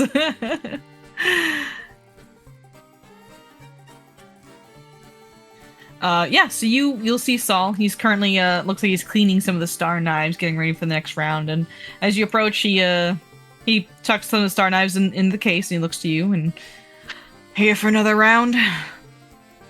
You could say that. Does Saul look like he was very proficient in these knives, the way that Zafira and Chaz are? No. Well, if you mean proficient as a not proficient, yes, he is not proficient in these knives. If he's fumbling them like everybody else is. He's fumbling them, yep. And he's a blacksmith? Interesting. I forgot what your name was, sir. Is it Paul? It's Saul. Thank you. My companion in here were very curious about the weapons you had. Could you tell us about them? Yeah, sure. The star knives. Uh-huh. Yeah, they were of good make, steel. Did you want to buy some? These ones really aren't for sale. Oh, of course I did. Yeah. Does he have his blacksmith's mark on him? Yeah. And it's legit? Okay. Yeah. He looks at Zafira I don't know how to breach this topic, so I'm just going to dive right in. I noticed your, well, it seems that the mayor's likely not your most favorite person here. Yeah, he picks up the star knife again. He kind of tosses it in his hand a little bit, clumsily. Oh, a bit perceptive, aren't you? Not really. I just know people. The mayor and I don't get along, exactly. Why is that? He seems like a friendly enough fella. He let us stay in his house with barely a question. Oh, town politics. I'm sure it wouldn't be of interest to you. It actually might be. Why don't you have a seat and we'll listen for you? And he lights up his pipe and offers it for Saul. He make a persuasion check. Actually, he's not. You need to make some kind of check to get him to sit down with you. Oh, Zafira, if you are skilled in this might be helpful.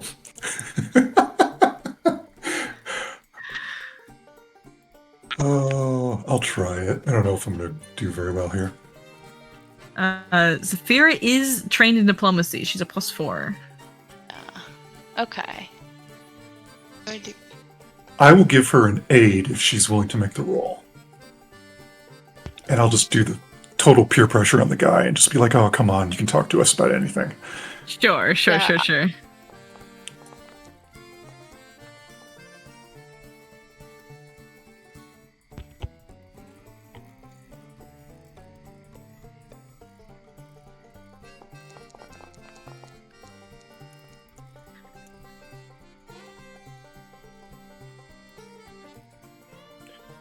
You may be muted, Muffin. No. Sorry. Sorry. Yes, you get a plus one to that. A total of 16. Okay. So Saul looks to you, and he just gives a low chuckle. I don't know why outsiders like yourselves be interested in small town politics, but and he gets kind of close to you. If you ask me, this whole Founders Feast Queen business, I think it's rigged. A lot of things here are rigged. But what makes you say that? I don't know, just a feeling I got. I love my daughter a lot. Shell. And he motions to the young woman who is just very clingy towards Silas. I don't like the attention she tends to get, though. So my concern is that it's rigged for her to win this thing. I don't want that kind of attention on my little girl. I think the mayor wants her to win. What happens to the winner? Aren't they just a festival queen? Yeah, they're just a festival queen, but you know how it is. Unwanted attention from boys and all that. How many boys are in this village? You look around. There's like There's some young men around. Okay, There's not okay, many. There's okay. not many, but yeah. Okay. Yeah. They're all very farmy though. Like some are missing teeth. Tall, gangly. Farmy is missing teeth. Farmy. Yeah. Jeez. Let's just put it this way. They do not compare to Silas and his very put together self. And that's saying a lot because he's 5'5" and 130 pounds. He's built like a stick. Yeah, it's Sees her way out of this place. That's all though. I can't stand it is all, and I'm sure he wants Shale to stay. And so you're upset over this guy because he might be giving undue attention towards your pretty, he puts that in air quotes, daughter. Yeah. Do you want to make a sense motive check against him? Yeah, I think Sure. that'll be helpful. I keep hitting the wrong button.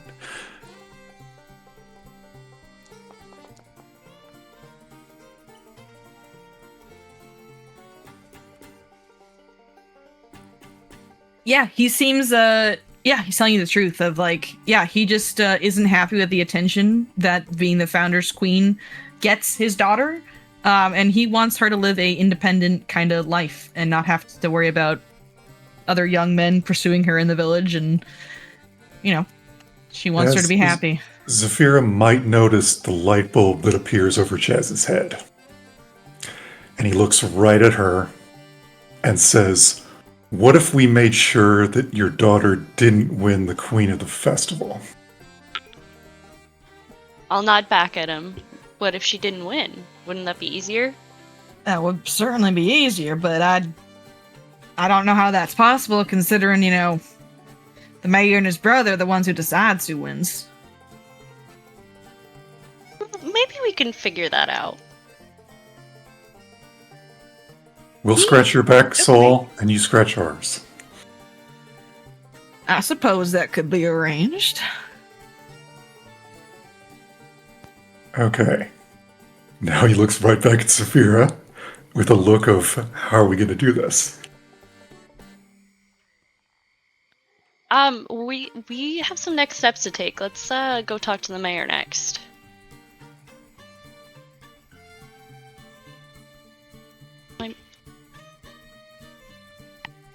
Thank you very much, Saul. We'll get back to you. Okay?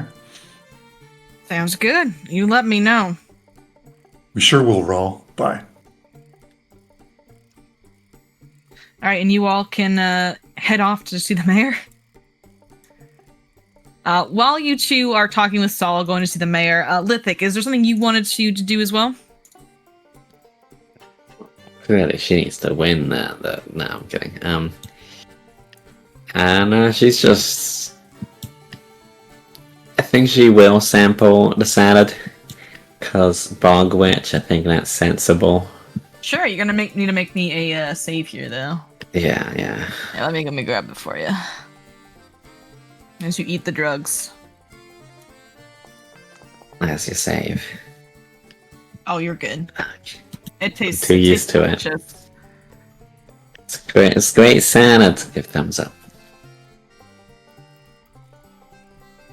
Do you just enjoy the food for a few hours? Yeah, just eating bugs, eating salad. Having a good time with the locals. Vintage joins you. Does Vintage enjoy the salad and the... Oh, absolutely. Yeah. Yeah, it's fried tick legs, fried silkworms, all very, very strange cuisine for this town.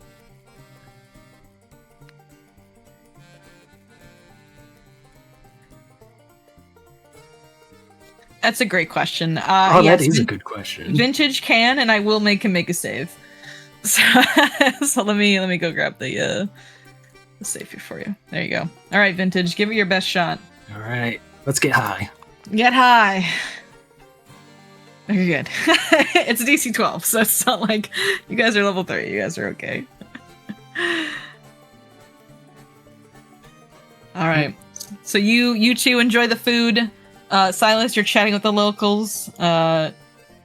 Zafira and Chaz, you approach the mayor, who is currently merrymaking and such with the locals. And yeah, how would you like to approach him? So, Zafira, before we get there, how are we going to approach this?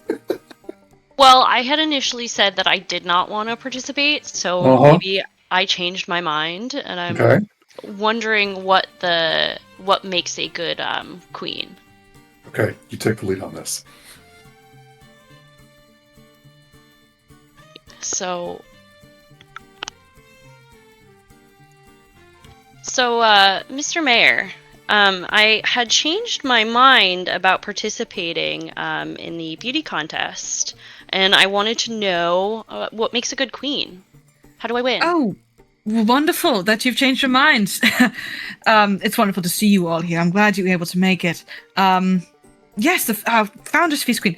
Yes, the most beautiful young lady in our village gets the title, and the one with the most beautiful singing voice. Okay. Does it have to be singing? Can it be any other talent?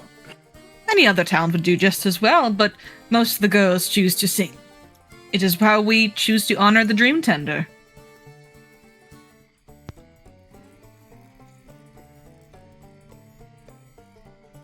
Does Zafira have any hidden talents?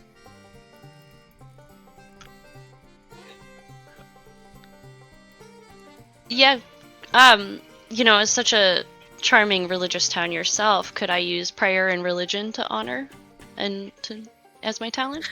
I would say you could use religion. Yeah, if you want to make a religion roll for this, that you could definitely do that when the time comes. Okay. How many participants do you have this year, Mayor? We have 3. Well, no, there's 4. Oh, that sounds lovely. Our lovely Shell is the front runner of this event, and many assume she will take the victory, but perhaps you can dethrone her.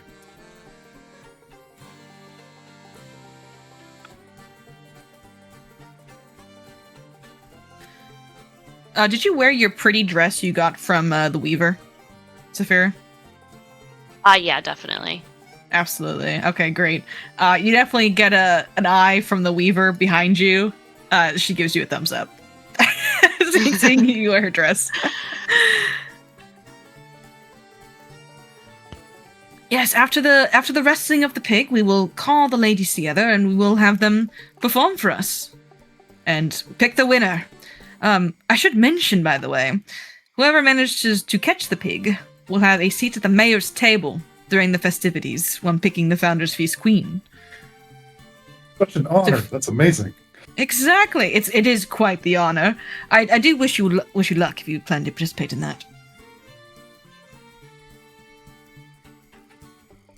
Right. So we're gonna say goodbye to the mayor. I think maybe talk to the other 2 girls as well. Let's be honest. Sure. Are they really a challenge? No, they're not. They're not. Okay. It's really just Shell that is the challenge. So he looks at Zafira and says, "Do you think you can outdo what that girl has to offer?" Yes, but I need you to chase the pig. I have now done my part. I don't have Titan that part, but yes, I will chase the pig. I got another idea too, that maybe we could lower the chances of Shell winning. But I need to talk to Silas first.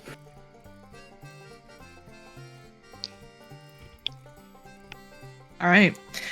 With the plan gathered, you can continue. Before you guys get too far, there is another figure who enters the festival.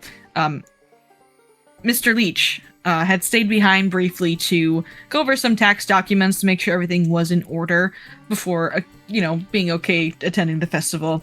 And Mr. Leach, after you were given all of these tax forms from the Mayor Kriegler, you took some time to go over them. You checked them all, double-check things. Everything is in order. It seems like nothing was misplaced or erased or anything like that. Nothing is suspicious within the tax documents.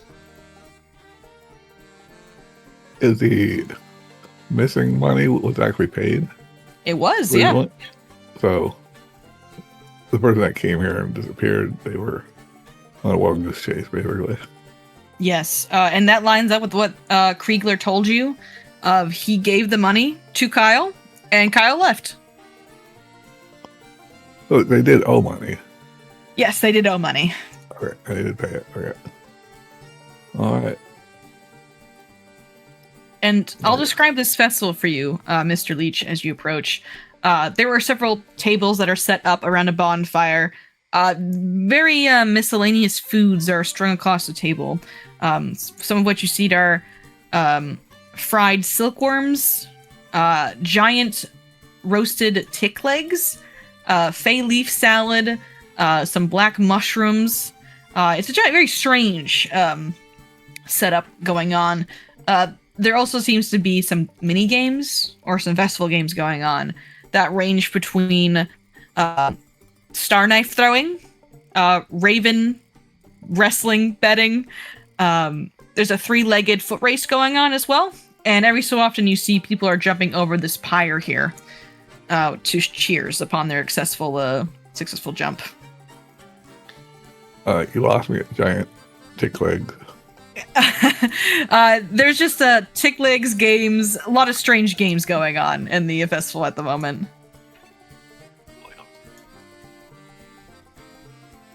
Check things out generally. Yeah, your party members have kind of scattered at this point. Zafira and Chaz are chatting with the mayor. Silas is with that young lady Shell you had met previously, just chatting with some locals. Lithic has gone off and she's staring at this pig, maybe making a battle plan. Alright, he's helping somebody just like spontaneously confesses at this point. Oh, sorry to everybody. I know my time was 2:30 Pacific time, and so It's okay. Eastern time. No, you're fine. Time zones, they be that way.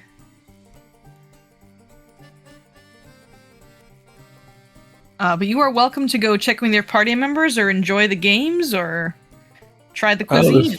I'll see what's going on for now. Sure. So you take a seat, willing to watch the party goers as they go on. Do you want to take a seat next to Vintage over here? Sure, I'll sit next to Vintage. Alrighty, you take a seat next to Vintage. Lithic, are you in fact making a battle plan over there? Yeah, I'm looking at this pig. Mulling over how best to catch it when you're like down in the muck, you know? Sure, I'm gonna give you some options here. Can you make me a check of some kind? 1 second. Grabbing it. I probably can. I hope so. I'll let you do a perception check. Oh, Alexi Estong. Who are you? Oh, So I'm not the most athletic. That's okay. Just gonna make your perception check to see how things are. Oh, nice. Okay. So you look at this pig and you study it, wanting to know the best way to tackle this pig. And as you're looking at it, it is stumbling, kind of wandering around. It's not really able to stand its feet very well.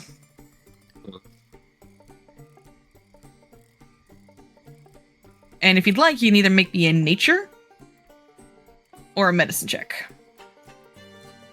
I am a master of medicine. Mm-hmm. So, let's look at this pig. Oh, wow. Oh, that's only a success, listen. huh? Yeah. Difficult attack. So you take a peek at it. You know innately that this pig is either drugged, or he's poisoned by something. The way he stumbles about. Oh no.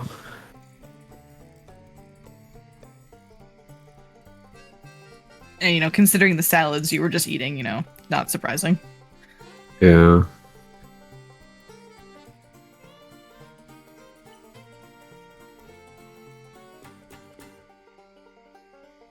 Drugged or poisoned?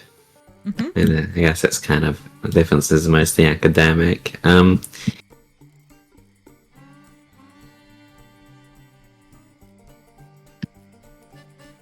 Maybe I could help this pig a bit. Can I treat its poison, you know? Come here, piggy, you know?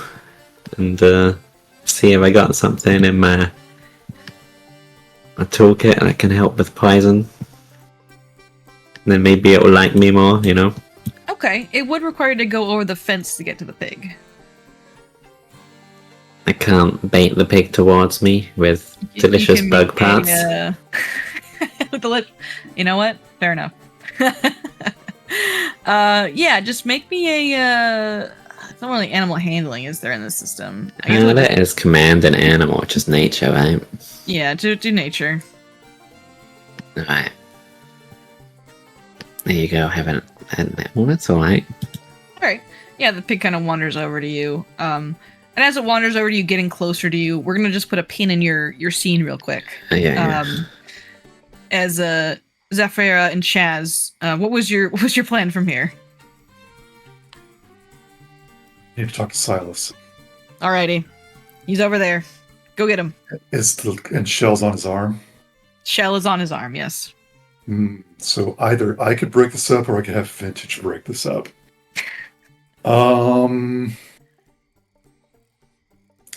Chaz will do it himself. Okay.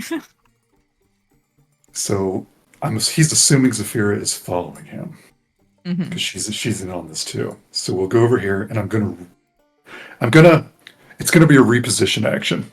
But I'm gonna flavor this by just getting myself in between the two of them. And I know I'm stronger than both of them. And I'll just separate them and say, I need to speak with Vintage's assistant immediately. Okay, she will resist this, so you will need to make a reposition check. You can make it on Silas. Oh, okay. Or actually, would you rather on her? You can do it on her too. I don't need consent from her. That's very fair. Go ahead and make it against Shell. Get out of my way, lady. that is a success. Shocker. And you kind of move her to the side. And Silas, Shell gets torn away from you. And she goes, oh, good heavens. Sure. If you, all right. She kind of dusts herself off. She looks a little insulted. I don't care. He looks at Silas and pulls him over like a couple feet this way. As you're pulling him, you just hear him go, I have a name. Yeah, it's Vintage's assistant. Okay, here's the plan, and he'll make sure that Zephyr is... All right. You're all pumped up making plans. And he'll say, listen, we need to have you...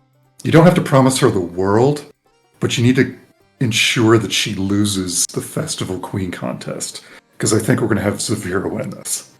And we're doing it so that we're going to help out the blacksmith, because he has a thing against the mayor. And he gets into this really long kind of makes sense. To make sure I'm following here, I am sabotaging this so the blacksmith who doesn't like the mayor will talk to us? Yes. And when she loses, you can console her. Well, I don't have another plan, so... Like I said, don't promise her the world. Just say, it might be best if you come in second. Because it'll... how do I word this so it's not horrible? Chaz is going to say it so it's horrible. That way that there could be more attention from you to her and less of everybody else looking at her. Because we need Zephyr to win.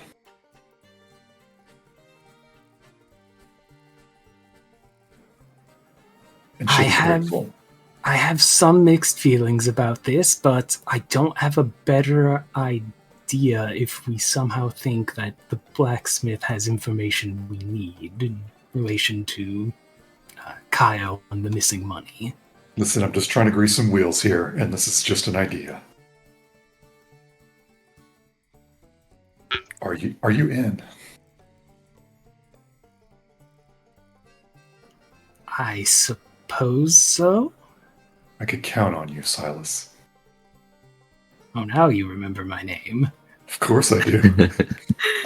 And just before you guys can get back to things, we're gonna put a pin in your scene over here.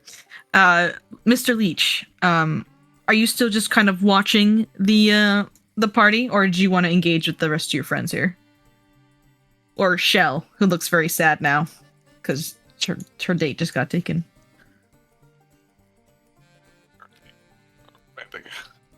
Shenanigans at all. Honestly, I'm still not sure what's going on. So I'm gonna chill back here and watch for now. Alrighty.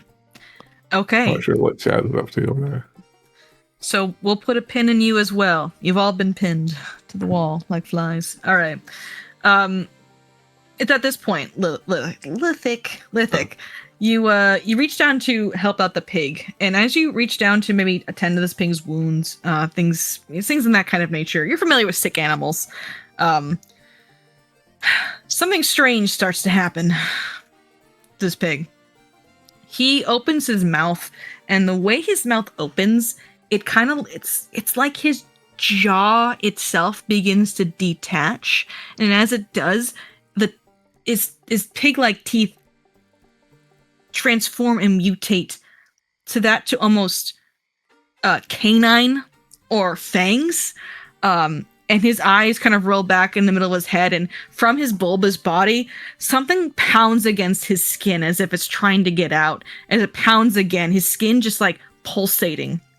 Before something breaks free from underneath his skin, it's like some kind of vine that comes out, and breaking free from his side in a bloody mess is another leg, another pig leg that hits the ground, and on the other side. So now he has 6 legs with these vines that are coming out of his back, and these fangs that are protruding from his mouth.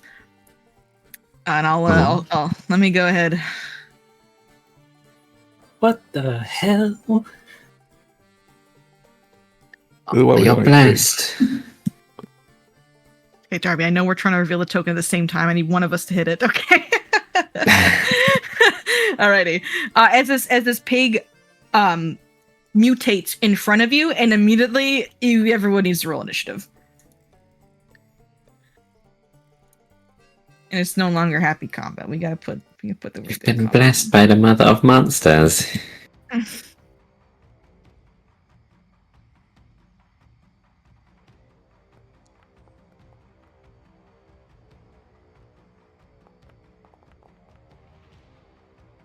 Oh, let me put everyone into combat here. Sorry. There we go.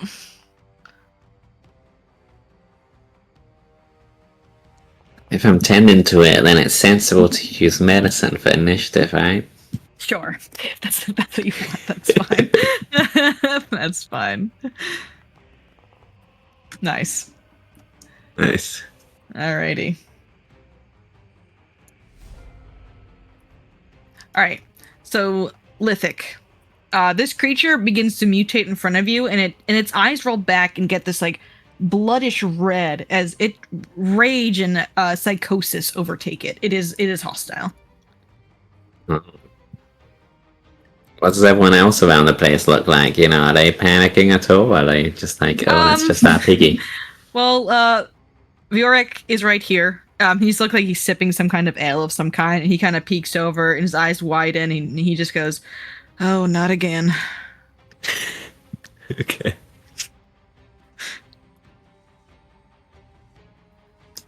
Then, well, I guess Bitey's not in my space right now, so that's okay. I probably shouldn't be next to a squealing piggy. Mm-hmm. That could be dangerous. Mm-hmm. Mm-hmm. Yeah. Okay, I'll be conservative with my actions this round. I'm just gonna conjure forth the mosquitoes from this swamp, which will like jump out of the mud behind her, I guess, and start, crawling and stinging. Okay, yeah. Get buzzing bited. Buzzing, Squealing biting. piggy. Alrighty, he's gonna make a save. 17's a failure. Damn, I wasn't expecting that. Mm-hmm. It just takes a bit of damage. Get stuck for 3 damage. Oh, jeez. The mosquitoes start to sting at his hide, but the pig, these vines, like coming out of its back, swat away at the mosquitoes, and it takes no damage. No damage. Oh, well, that's not good. So I will ask myself what the fuck this thing is, hoping that my swamp law hand comes in handy. Sure.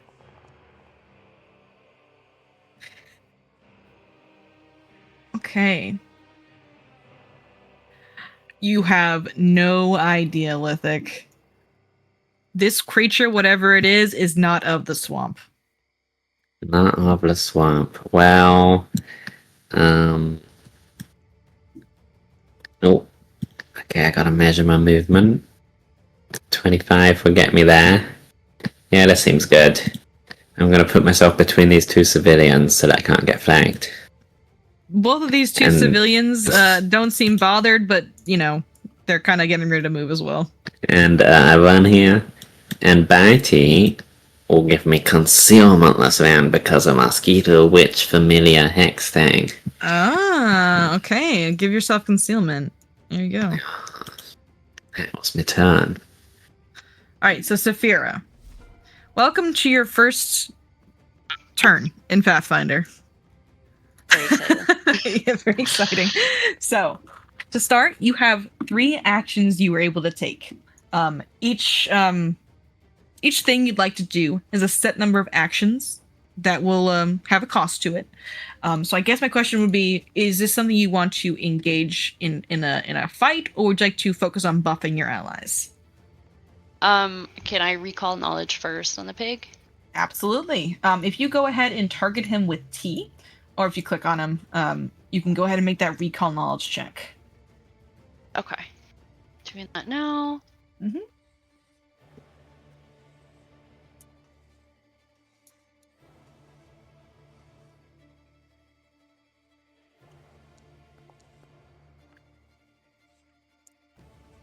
Okay.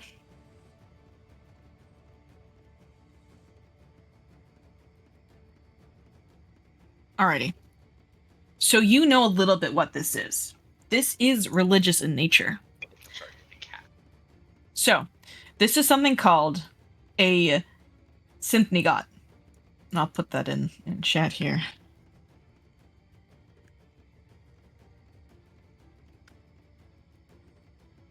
A synthnigot is a kind of parasite that takes over the bodies of smaller creatures. It is a devilish or demonic type parasite. And with this knowledge, if you'd like to ask me a mechanical question about it, you can. This can be like its movement speed, its lowest save, something you want to mechanically know about the creature. Does it have any weaknesses? It does. It has a weakness to holy damage. Can I use Divine Lance? Yes, you can. So Divine Lance is 2 actions. And I believe you are sanctified as a cleric of Gazra. Yes, you are holy. So yes, so it'll be 1 action to recall knowledge, and then 2 actions, you can Divine Lance them. Okay. All right, so go ahead and hit that attack button in the chat there.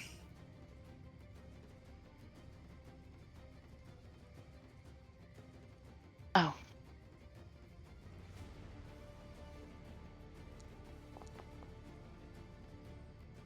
Nice. Okay, so you're going to roll your damage from that same card just above.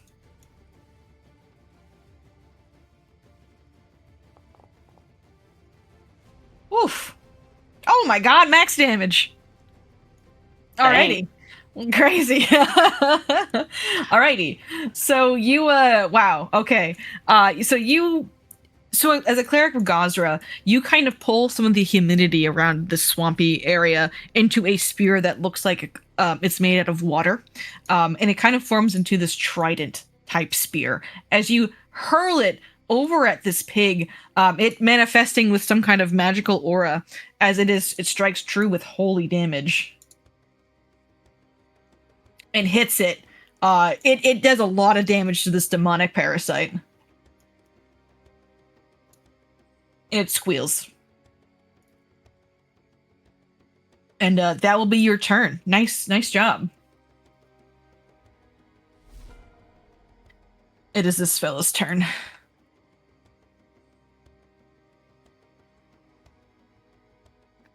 Okay. It extends its vines upon its back. These Venus-like flytrap type things snapping at the ear, almost looking for food.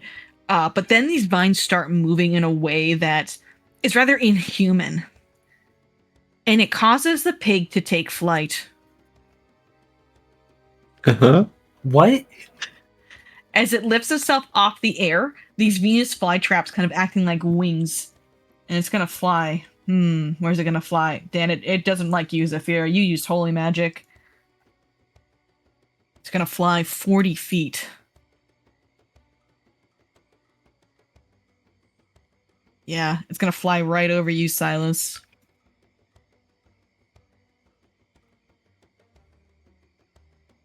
And as a second action, it is going to use its sickening display.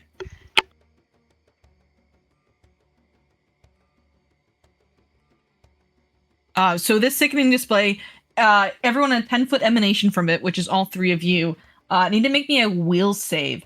As its horrific mutated presence just kind of makes you guys sick to your stomach.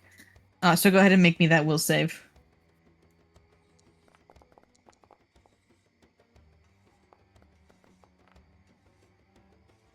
Okay, Chaz, Zafir, and Silas. Oh no, Silas, you're good. You succeed. So Silas, you are currently off guard until your next turn. Zafira? Fair. You are sickened and off guard. Oh, yeah, okay. And you're also off guard. Let me grab that. I'll explain something in a second to you. And to Chaz. Alright, also sickened and off guard, Chaz. So, Silas, you are only off guard until your next round. Zafira and Chaz, you guys are off guard until you are no longer sickened. Now, how do you get rid of sickened? Great question. In order to get rid of sickened, you need to retch. So retching takes an action, and it's basically to, clear your head, clear your stomach of whatever's causing your sickness. In this case, it would be clearing your head. And it's a DC 15. Excuse me. No, you just need to remake the save again. So you'd make a fortitude save, and to try to beat this sickness. And it costs one action to do so. And then, because it's not done, it is going to make a bite attack at you, Zafira. Unhappy with your holy magics. Oof. So it tries to bring its sharpened tusks down on you, Zafira, trying to gnaw your ankle. But he misses as you take a step back, as he misses. So that's good. And that'll be his turn. Silas. Okay. So, way over past the bonfire, you see Vintage down the rest of his spiked salad, throw the plate on the table, and go, "Now it's a party, there's flying pigs!" And first action, Vintage is going to move. Alrighty. 5. Second action, Silas is going to cast a spell using Act Together, and Vintage is going to move again during that. Sounds good. What spell are you going to be casting? I am going to be casting Frostbite. Okay. So a rune will appear in the center of Silas's hand, and as he slowly closes his fist around it, the same rune will appear on the forehead of this parasite pig, and I'm going to need a fortitude saving throw. Okay. He'll give it a shot. Oh, low roll again on his part. All right, that's a failure from the squealing Synthagot. So go ahead and roll your damage for me, and I believe he On a critical failure, no. Okay, he's not critically failed. Okay, he takes the damage. As the frost begins to creep up this leathered skin, and he squeals. All right. That was all 3 actions. Unfortunately, Vintage could not really get into a position for Chaz to flank. Okay. Mr. Leech, you see this horror unfolding and attacking your allies. All right. Well, can I move to there in one? In one action? Yeah, we'll say you slide over the table to get there. Okay, cool. Moving some of these townsfolk aside. I'm gonna. Well, I'll go ahead and take a swing at him from there. Alrighty. And on my nightstick, I do have a. What the heck? Okay. And a miss. All right. I will use my nightstick to parry as my third action. Okay, so you bring up your nightstick and get that +1 AC. Yeah. I'm Alrighty. not sure if there's a way to do that. I don't know if there is. There's got to be some kind of macro. But we'll just, we'll just remember. Yeah, we'll just he won't attack you. Chaz, it's your turn. Do I care about sickened? I don't know. Do you? Let's see. You guys are messing him up. Yeah, he's kind of hurt. I'll hunt prey. Okay, he's hunted. Maybe. You gonna do it? There we go. There you go. And then on a quick draw. Mm-hmm. Get his weapon out of his bag. It comes out of nowhere. He must have been sitting under the table or something. He pulls this pole out, whips the bag off the edge to reveal a very hefty blade, and he strikes at it.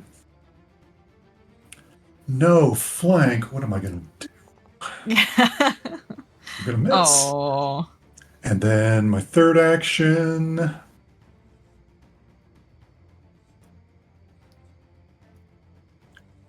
Does Saphira wear armor? I don't think she does, actually. No, I don't think so. she does not. She just has explorer's clothing. Okay, Chaz would like to push her away from the creature. Is she okay with that? That is fine by me. Okay, so make your reposition roll. Dropping two-handed is free action to a one-handed. Okay, that's Hey. Hey, nice. I'm assuming you want to push her back here. Yeah, you're right there. Alrighty, you push her back. That's my turn. Could Chaz reposition to then have flanking in her where she was? Nope. Not with a reposition. You could if you shoved her this way, because you could follow then. But that wouldn't get her away from the creature. Gotcha. Alright. Lithic. Alright. Well, our side, but the judge has very good AC, huh? Okay. There's a second effect on a couple people, so I don't think I can give them potions and whatnot. So... Yeah, they are not able to drink potions right now. Yeah.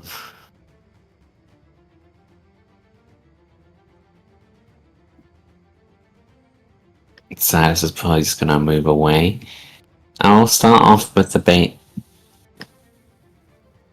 Yeah, I'll just have a basic turn. I don't think I need to do anything fancy this round. Okay.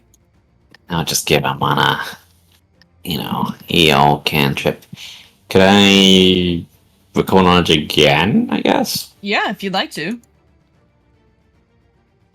Maybe get a bit more out of him, You can ask me one question about this creature.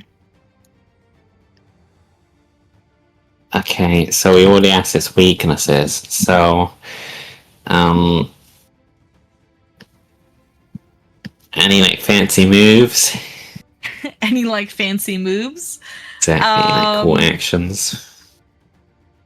I guess the one you just saw sickening display would have been the one. But no, you think besides, I think the only thing you can really do is that sickening display and bite people. And see if it can dodge this. Oh god. He's gonna try. Oh, he definitely... He's acrobatic. You said it didn't have any other fancy moves, and look at it jump.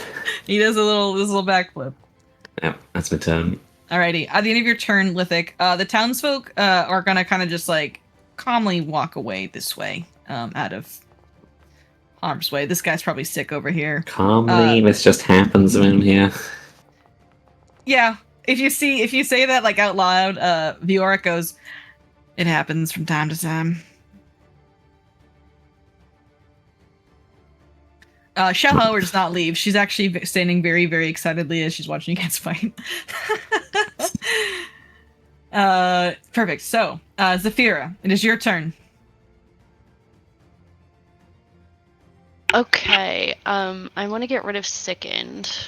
Okay, so you can make a fortitude save. So go ahead and make a just fortitude save, and I'll check DC.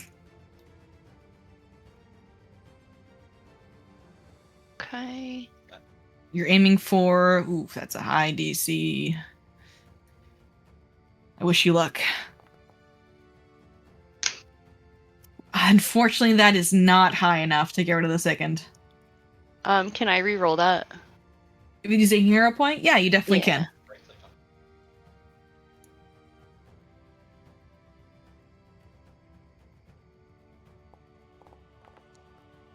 No. Unfortunately not. You try to clear your head and you can't take your eyes off this disgusting creature before you. It is like the opposite of what you are as a holy cleric. This is an unholy abomination of parasitical madness. Right, so I'm gonna go in with Divine Lance again. Good choice, good choice. Alright, go ahead and make an attack. Okay. Oh my god. Let's go. Oh my god. This poor pig. All right.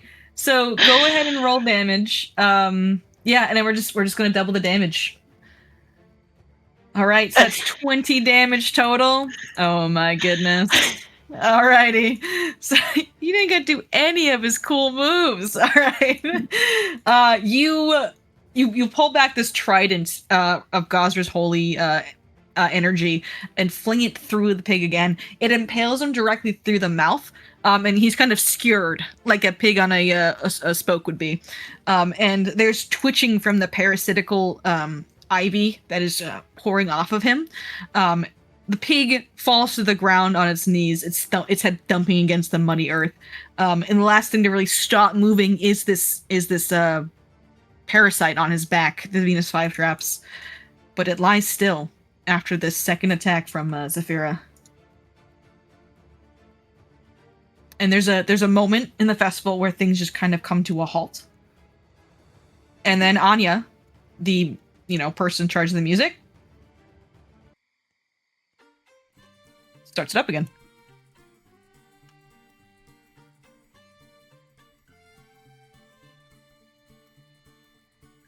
So for future combat, the plan is just protect Zephyr while she kills everything, right? It seems that way. Nice job. But the pig lies dead. People go return to their merrymaking. Like, people come back to their tables they were at, continue chatting. I'm gonna put my hand on a dead pig and say, I caught it!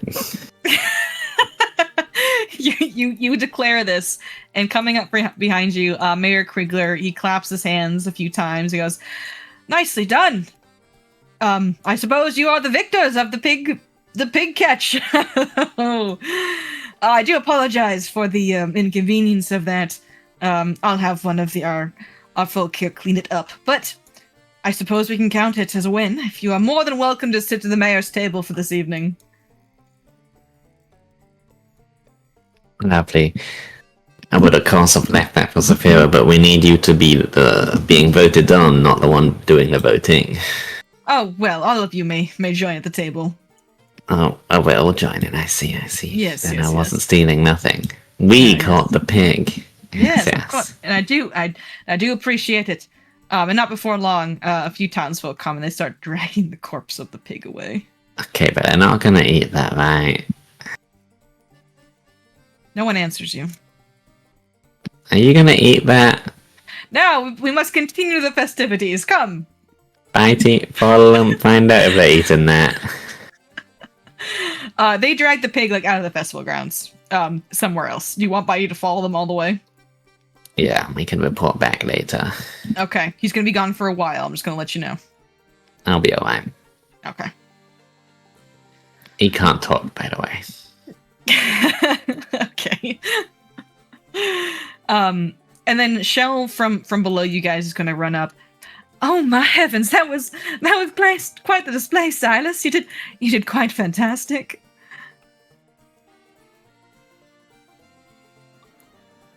I'm sorry, I'm still getting over the fact the pig flew. Does that happen often?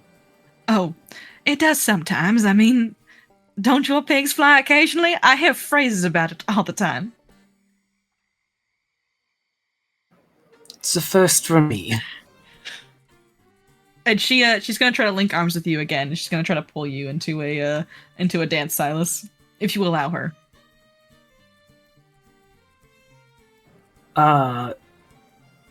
Yeah, why not?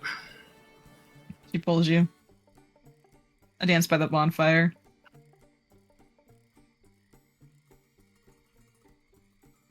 Mr. Leech, did you want to approach Viorek over here?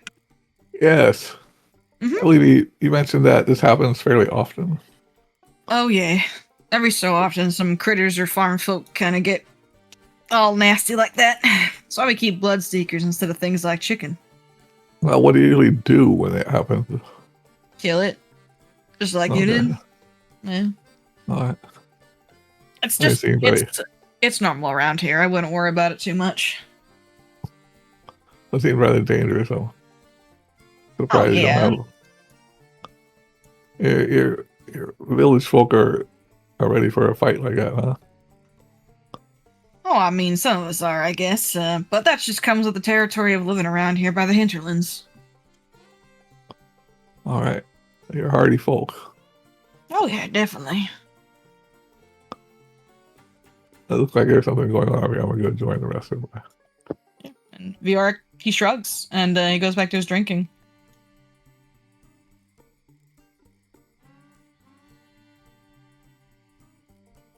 Right. Lithic, what are you up to, and Zafira? Oh, you are... I'll say you clear your seconds just out of combat, for the sake of it.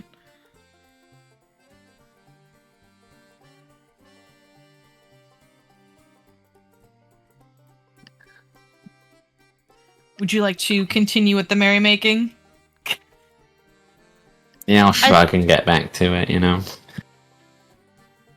Yeah, at this point, Zafira is definitely looking around very suspiciously. I mean, that thing is kind of the anthem of everything what she is. Mm-hmm. So that's merrymaking. We're just watching, observant. Okay, sounds good. Chaz, what are you up to? Chaz is blowing snot rockets trying to get rid of the sicken. Yeah, you take a few minutes, you just blow some snot rockets, you fix And it, you're good. he's like half talking, half yakking to Saphira, and he doesn't care if she's listening.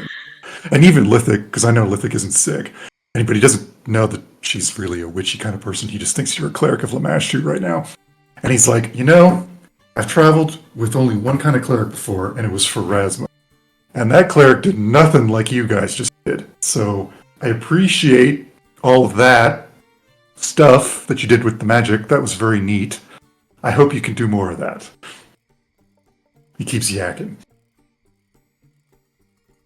I mean, it was just a bit of lightning. Didn't really do much. Saphira was a start a show, and I don't know about cleric, but But everybody's so nonchalant about that, and I'm not sure how to feel at the moment. I think I need to sit down.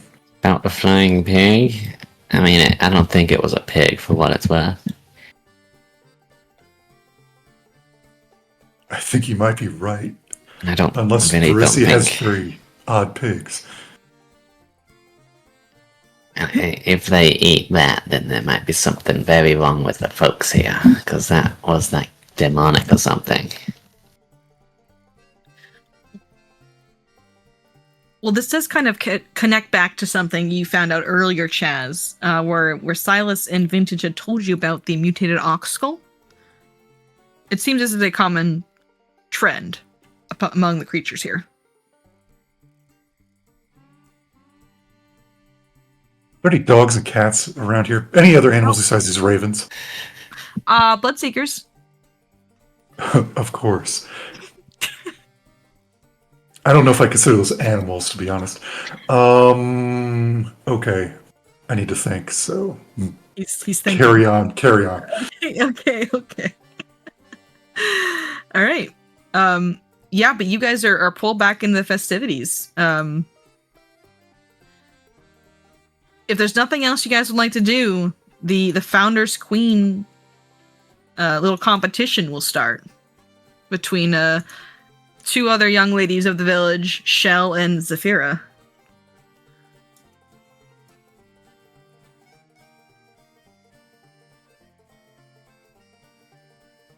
Okay. Everyone kind of takes their place at some tables. The mayor invites you to the mayor's table, which consists of these two tables, actually. So you guys can take your seats at either one. Both the brothers will be at one of them. You pick which brother is your favorite. And three girls here are gonna kind of line up in front of the bonfire. And Zafira, Michelle motions you over as well. Here, do I have any other young lady commoner tokens I can just use as stand-ins? Okay. Oh, this lady with the eye patch. There you go. Oh yeah, she's going, and I'll use. She's a little old, but that's fine. You can go. Zafira, you get motioned by Shell to come over here. Yes, there we go. And Mayor Kriegler kind of settles everyone down as he actually steps up onto the table here. Thank you all for coming again to our monthly festival to honor the Dream Tender. I am grateful you all have come and celebrate another bountiful harvest this month. And he kind of raises a glass and everyone cheers. Now, like always, we must pick our Founder's Feast Queen. And everyone kind of oohs and ahs. We have some lovely ladies presented to us today. And he holds a hand out. We have Doriv. And she kind of meekly waves. Annabeth. Oh, well, you get it. Our very own lovely Shell. And our newcomer, Zafira. Now, the Founder's Feast Queen is not only chosen based off their beauty, but their skill in the praises of the Dream Tender. Now, ladies, please take it away. And just to kind of fly through it, these two right here, Dorv and Annabeth, yeah, they don't do too hot. They do sing, but they're incredibly off-key in all kinds of regards. They don't do super great, and none of the townsfolk seem to be kind of thrilled at their displays either. When it is Shell's turn to go, she has a beautiful singing voice. However, she falters a little bit in her singing. And while she is doing her own performance, could you guys just make me sense motive checks or perception checks for her?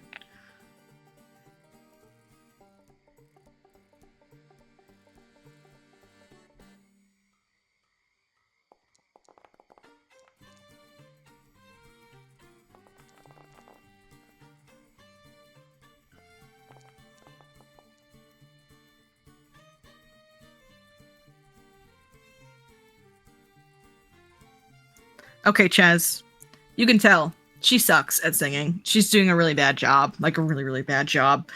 Mr.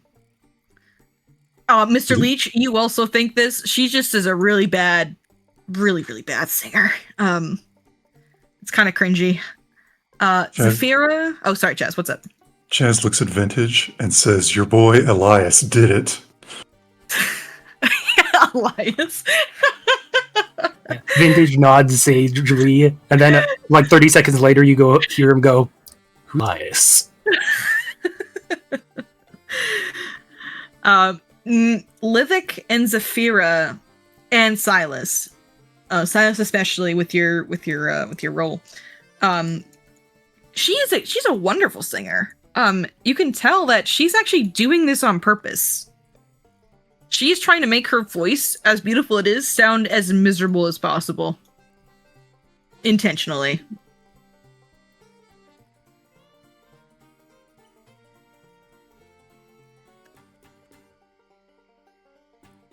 Oh, that's a terrible show.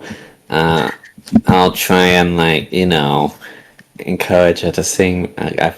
I don't think I was actually part of the plan. I would show us your real voice, boo! Oh my god. Try and get her out of her shell, as it were. Okay. Yeah, make a intimidation check or diplomacy check. Alright. Let's get her out of her shell. Intimidation sounds more disruptive, so Okay, sure. let's give her one of these. Oh, it's for Well- the best. Okay. Yeah, you kind of chide her a little bit as you become a crowd heckler during this performance. Yeah. This does not help her performance, however. She actually kind of stumbles a bit, and she looks very, very nervous. And you do see that she is locking eyes with her parents over here, and they are very slowly nodding their heads in approval.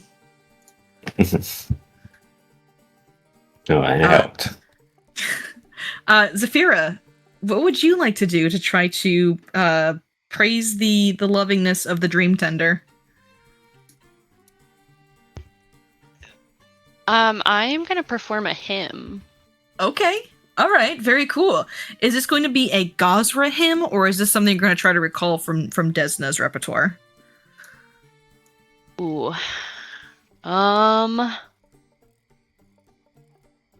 We're just going to go for Gazra. Sure. In that case, go ahead and just make me a religion check. This does not need to be hidden. Oh my goodness. Zafira. Zafira. You perform the most loveliest hymn that this town has probably ever had the honor of hearing.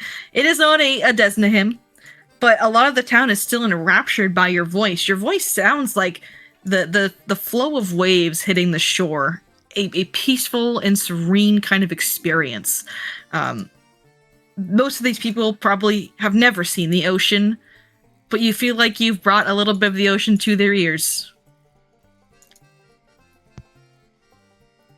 And when you finish your hymn, the crowd cheers, they applaud you. And those of you who are paying attention, especially Chaz, because I saw that you hunted the mayor again, the mayor cringes, and he does not look pleased with this. As he is kind of looking around the town with, a bit of a apprehension, because it is very, very obvious who the winner is here.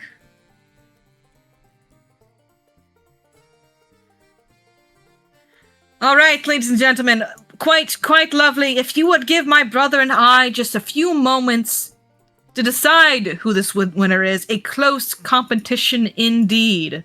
Quite close. And he and his brother will stand at the same exact time. And they are going to go convene secretly. That guy's over name here. before he goes. His name's Edward or something like that. Leonard. Oh, sorry. Edward. Let me make his He name. calls him Edward when he gets up and walks by. Says, "Do the right thing." Leonard looks at you. There's no emotion on his face again.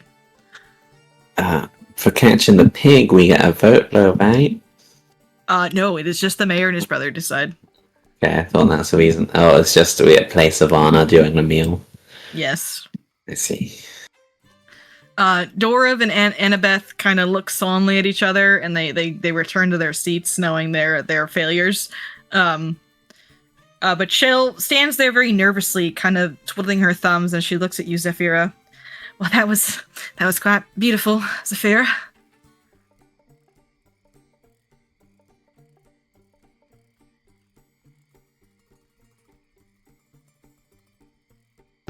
Oh, thank you, Shell.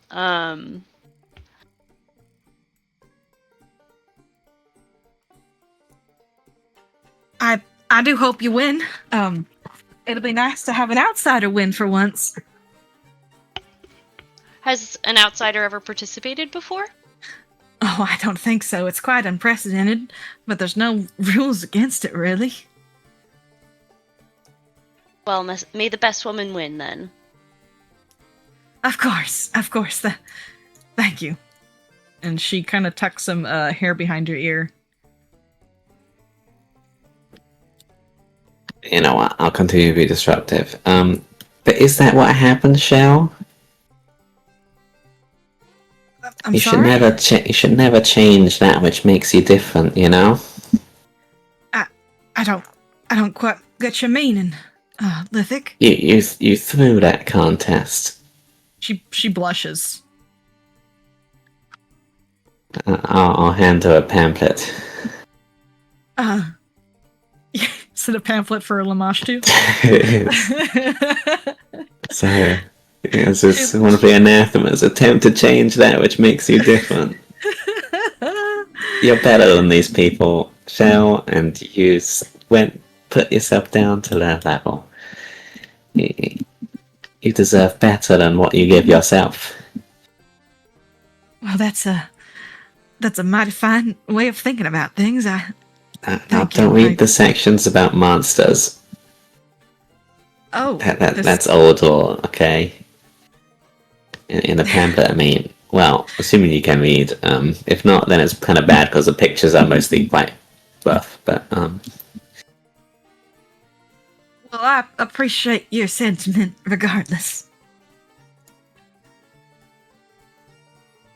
And she looks very nervously towards the ground. She hugs the pamphlet you gave her to her chest.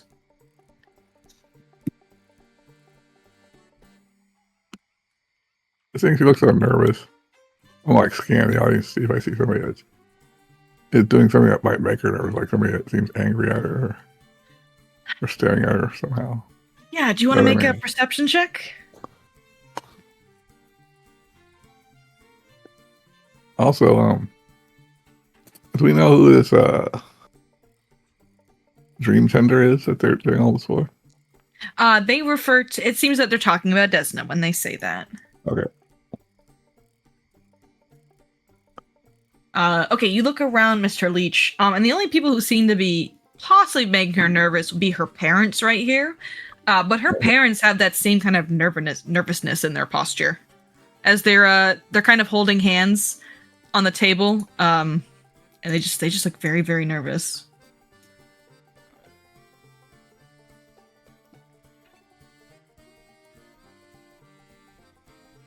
And a few moments later, the Kriegler brothers will return.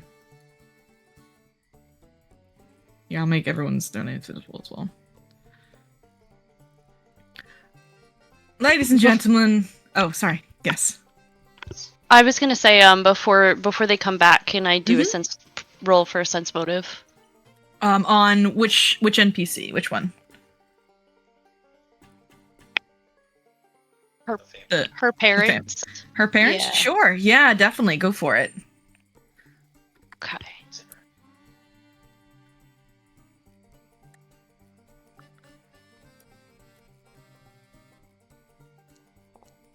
Oh, oops, sorry. Rolled the wrong one.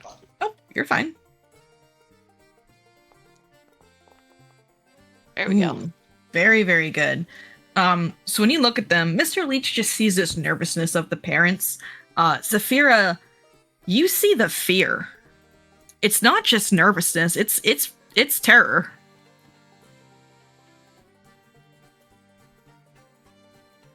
What if I just won myself into? So before you have a chance to kind of confront them about what they, are afraid of, the Kriegler brothers return. Ladies and gentlemen, people of Ravenmoor, we have a winner of this competition. To no one's surprise, Shell is our winner of the Founder's Feast and our Founder's Queen. And he claps, and there's like a hesitation between the townsfolk, because obviously, Zafir did much, much better than Shell did. But eventually, after the mayor's clapping, the townsfolk applaud as well, and kind of like, almost forget that, maybe it shouldn't have been her in the first place. The only people who aren't clapping in this procession are the parents. Anya, the mother, actually puts her face in her hands and she begins sobbing. And she quickly stands up and excuses herself from the feast. Can I try and get people angry? You want to try to get people angry? Shell was awful. Clearly, Zafira was the winner. Everyone knows this, and she deserves the prize. Sure. Make a, gosh, what would I even have you roll for that, huh? I guess it would be a coercion. Do you have group coercion at all? No. Okay, I'm going to let you roll for it, but it is going to be a higher DC. Okay. Don't worry, Zafira. I'll get you this wonderful prize. Sure, we'll say it's intimidation then rather than diplomacy. It's the same bonus, it doesn't really matter on my end. Unless it's society. No, give you one of these. And then that's bad, so let's do one of these. Probably won't be it. Oh well. Well, you stand up, you say something. Unfortunately, the town as a whole does not seem to really get on board with your heckling. But I will give you something in that regard.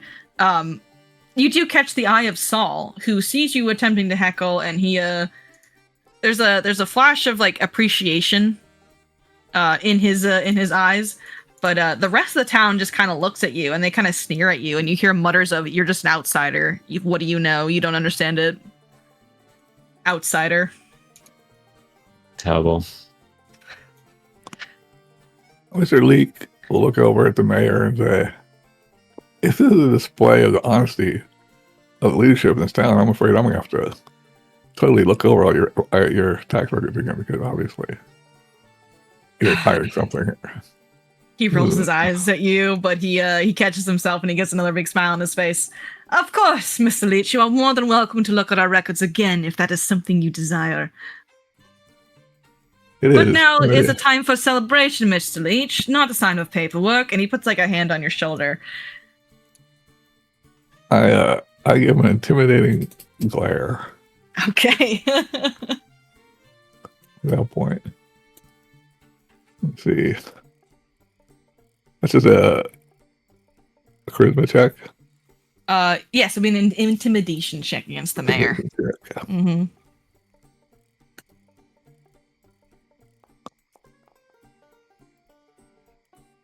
Holy shit. He takes his hand off you. Let me see. Oh yeah. Okay. Yeah, he becomes lose your hand. He becomes a feared one. I say that my mouth looks really big. He takes a step back, and the friendly attitude of the mayor, you see like a flash of darkness in his eyes, and he just turns away from you, and he continues his speech. But you have changed something in him. You could tell by your intimidation. Alisna, would you please get Lady Shell ready for the celebration of her coronation, please? And the old weaver will step forward. All right. Come on, dearie. We best be going. While this has been going on, in true Slenderman fashion, Vintage has walked around, limited by the 100-foot range to Silas, and is standing next to Saul now. Oh, God, he moved so fast, I didn't even see him. And he kind of leans in, and I will preface this. He is not perceptive or insightful as an individual, but more clocking stuff and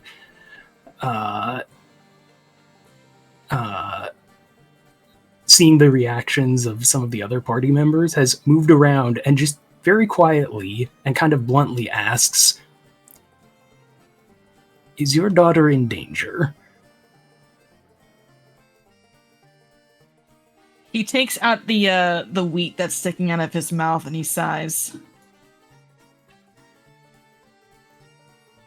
I need to go check on my wife.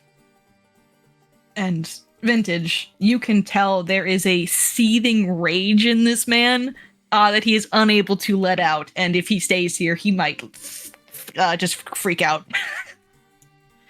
Sure. But he does look at you, Vintage, and he does there's like a knowing look he gives you. Not a confirmation, but more of a, there might be something. But he's not really able to talk about it. And Saul walks away, and Mayor Kriegler actually watches him go, and he has a little smirk on his face as Saul departs.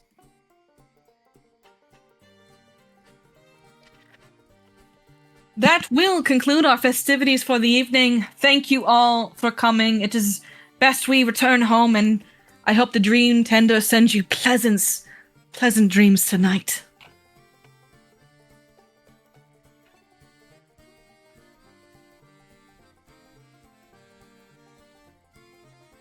And one by one, the townsfolk start to clear out.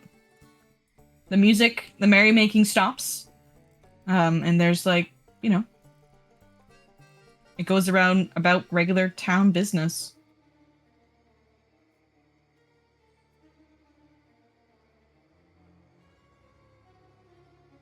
Would you all like to leave with the crowd? Or what is your plan?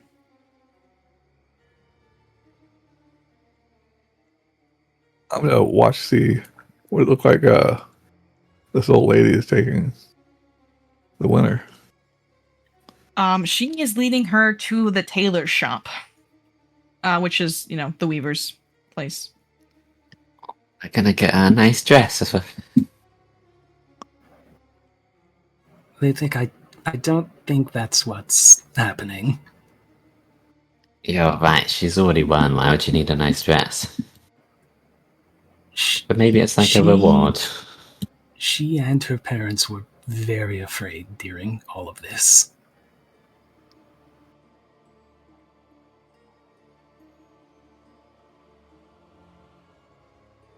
So at this point, Saphira too is going to share with the group what she realized earlier about, the townspeople not being proficient with the stars, and the blasphemous statue from last session. Things aren't adding up, it seems. The very oddness of this town in general, the things Saphira mentioned of the followers supposedly who owe this town's entire existence to Desna and her blessings, not being proficient in her favored weapon. The very odd effigies that look like Desna, but have these strange mockery to them. And this whole situation with the parents being afraid of something. It's very odd, obviously.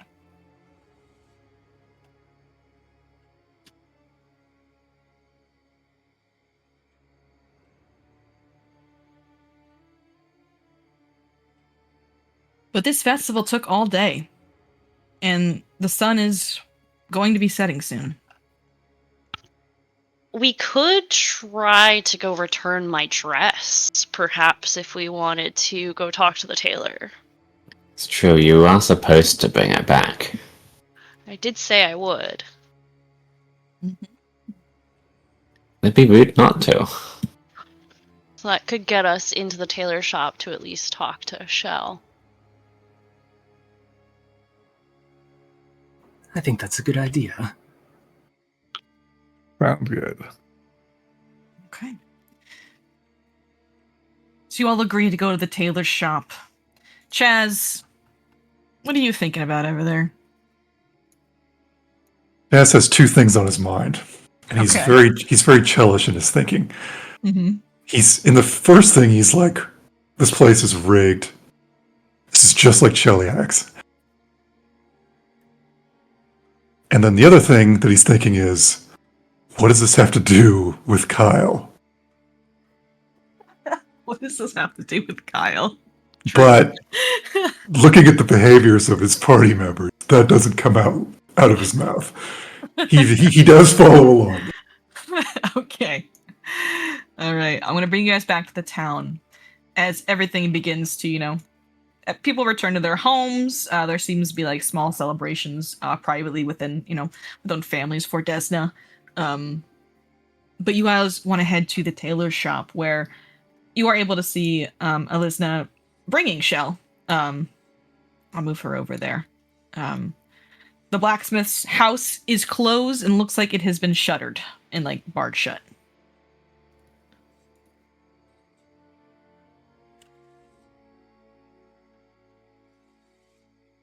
Do you discuss anything on the way? Or are you just on a mission? I will say that when I was talking to the mayor, Mm-hmm. I think he cracked his mask a little bit. I don't think he's a very good person underneath there. I mean, the guy I saw, quite capable of killing somebody like Kyle. So, for whatever reason. I don't think it had anything to do with taxes, though. Well, they did say Kyle had been here during the last Founders Feast. Maybe he saw some behavior that he clocked as odd. And I'm not really sure from there, but there's something going on in this town. And Zafira will add to... Oh, sorry.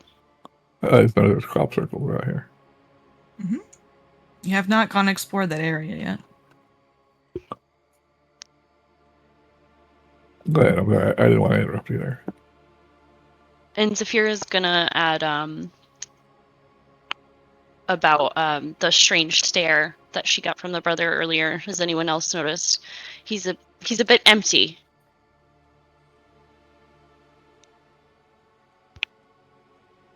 The townsfolk responded strangely when the mayor started clapping after announcing the winner, too. Like they were forgetting something, going along with it because he was.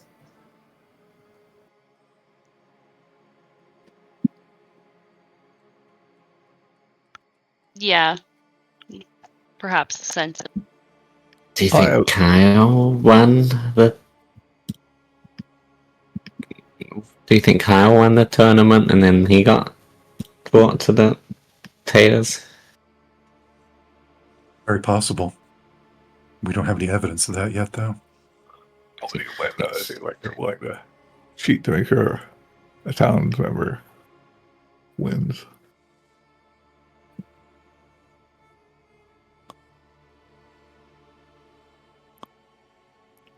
This is a festival that occurs every month. So Yeah, it's all the in time. theory, there is a winner of this competition every month as well. So wait, has there only ever been these two other girls competing up until this point? That's a great question. What's the portion of like young girls to young boys in this town? There are not many young girls. Ratio-wise. There's but young not many boys- young girls. There's more of them, definitely, yeah. More of them. Yeah. So if, say, I don't know, the young girl was taken out of a picture every month,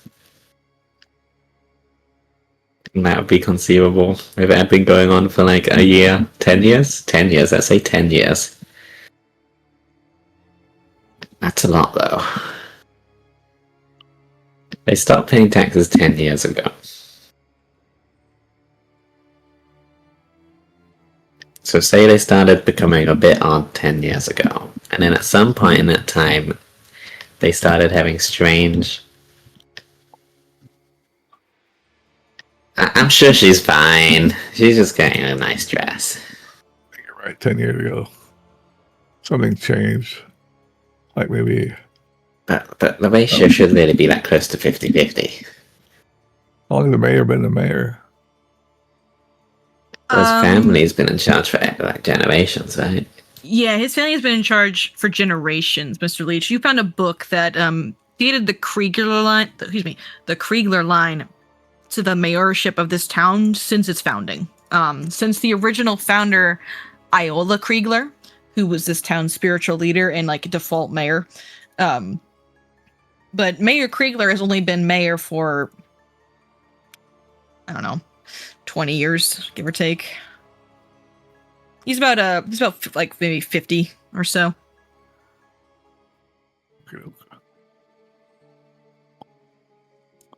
I think changed 10 years ago, and they just like something happened, and like somebody took over the mayor or something, or replaced him. Yeah, did not realize. He replaced his father. You I would mean, you would 10 read years from the ago. book. But 10 years ago, though, I mean. Oh, well, he's been mayor for That's 20. when- The books say. When that happened, whoever it is didn't realize they had to pay taxes. They just quit paying them. One of the other things like that they forgot to do. I don't know what else they could be besides taxes. They didn't know about it until Kyle showed up and was like, hey, where's our money? So,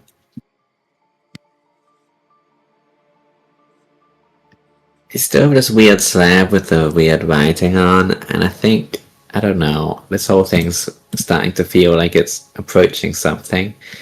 Maybe, even though it's late, we could find out if there is like a smart person in town.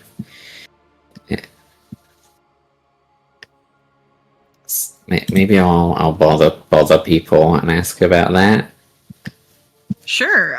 There are still some people milling about, kind of getting to their homes. You want to just pull a random commoner and ask if anyone's smart in town? Yeah, a wise woman or something, you know? Yeah, you pull someone to the side, and a older gentleman, and he goes, "Well, if you're looking for someone like that, that would either be the mayor himself or a listener." The mayor's busy. Where do I find this early listener? She's the weaver, the tailor. Oh, well, great. I guess I'll go to the tailor because I want to ask her about a rock I found. And return address. And return address. Alright. Well, it sounds like all roads lead to the tailors. So, Zafira, let's go return your address, huh? And you all begin to make your way towards the tailors. Things settle down as it gets later and later in the night. Well, into the evening, I should say. When you approach the tailor's shop, it is also closed. It has a sign that says closed on it. But they went down here, so they should be in there.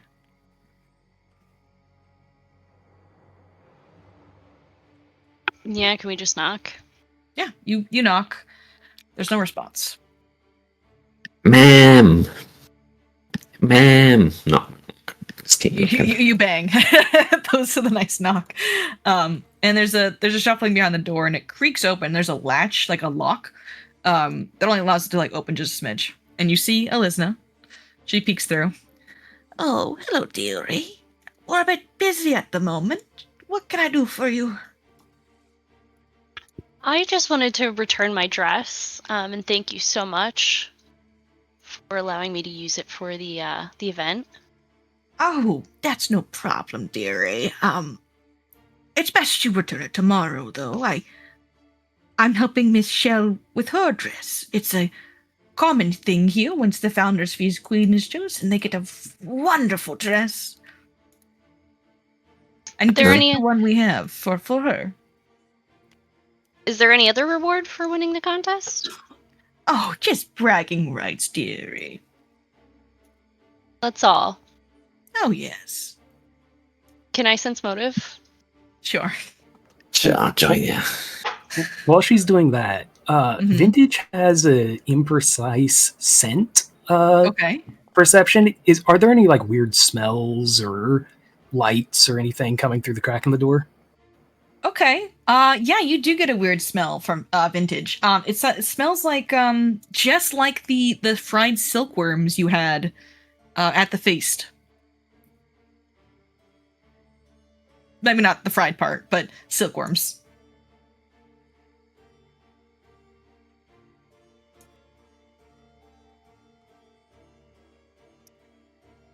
Lilith and Zafira, you don't sense anything she's hiding from you. She looks like a very sweet lady who just wants to make dresses. And Zafira, you know that your dress you had is silk.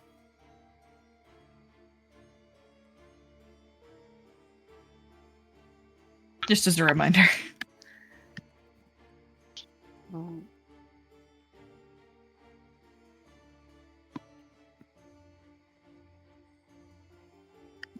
Also, this is why we had to barge in. It's really important. I found a scary rock, and I wanted you to help me read it. And you're smart. Oh, like I said, dear, I'm a bit busy with measurements. If you go see Andretti Kriegler, I'm sure the mayor will help you out with that. It's getting late anyway. You should head home. I heard the mayor was going to get a scouting party ready tomorrow for you to search the hinterlands for your Kyle.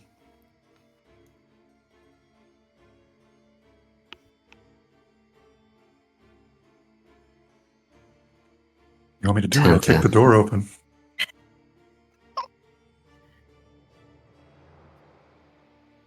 So,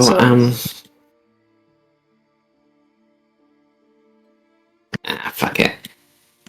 I feel like Xiao is in danger here, I tell her. So I want to see her and have a chat. Slap Chad on the shoulder and say, breach, breach.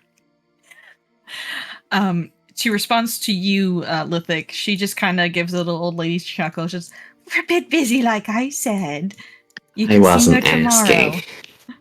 We have some concerns. Okay. All right. Does the door get breached by Chaz? Is that the vibe I'm getting? Well, if Mr. Leek slaps him on the shoulder, that's kind of the spark, I guess. And yeah, he'll launch himself at the door and force it open. Okay. So you lunge yourself at the door. Just make an athletics check because it does have like a safety lock attached to it. So you will need a breakthrough there. It's not going to be a lot though. That lock is super rusty, so it shouldn't be too much of a problem. Yeah, Chaz. You force open the door, and the Weaver stumbles back, shocked that you just broke into her shop. And she screams, "Help! Help!"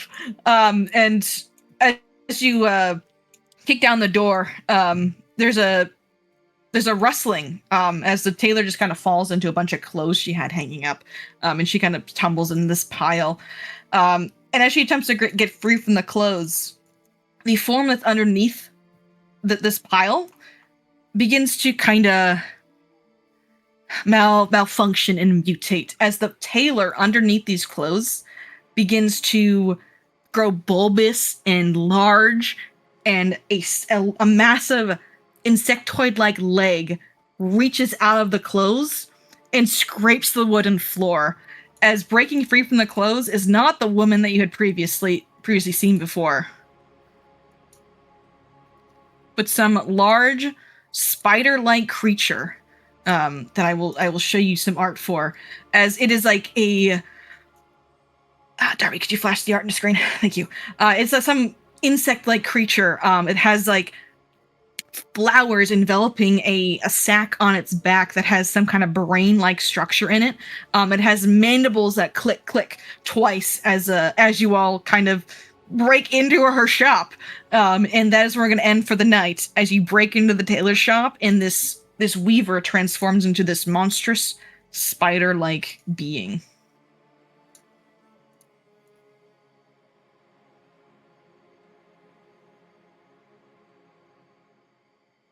Could have just translated my rock.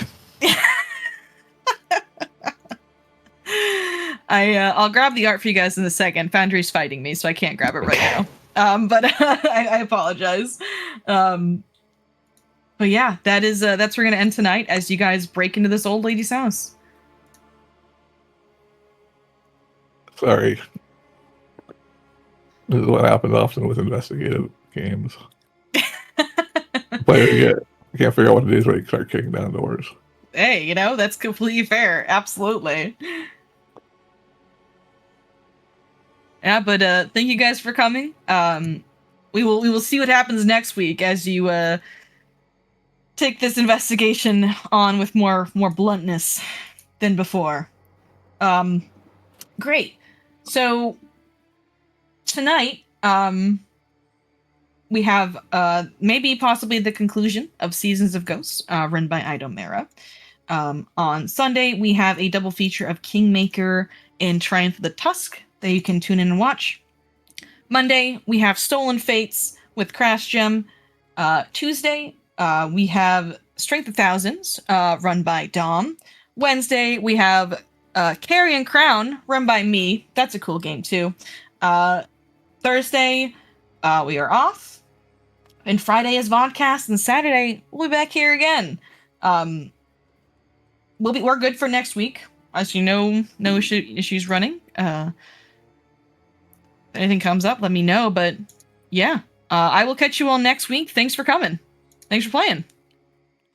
Thank you for jamming. Yeah, no Darby, problem. And Darby too. Oh, there's the art here. Darby posted it in chat for you guys to see. I can't for some reason post pictures anymore in the chat here, but it's in game art for you guys. All right. Well, you guys have a wonderful rest of your night. And yeah. Bye, everybody. See ya. Have a good evening, everyone. Yeah.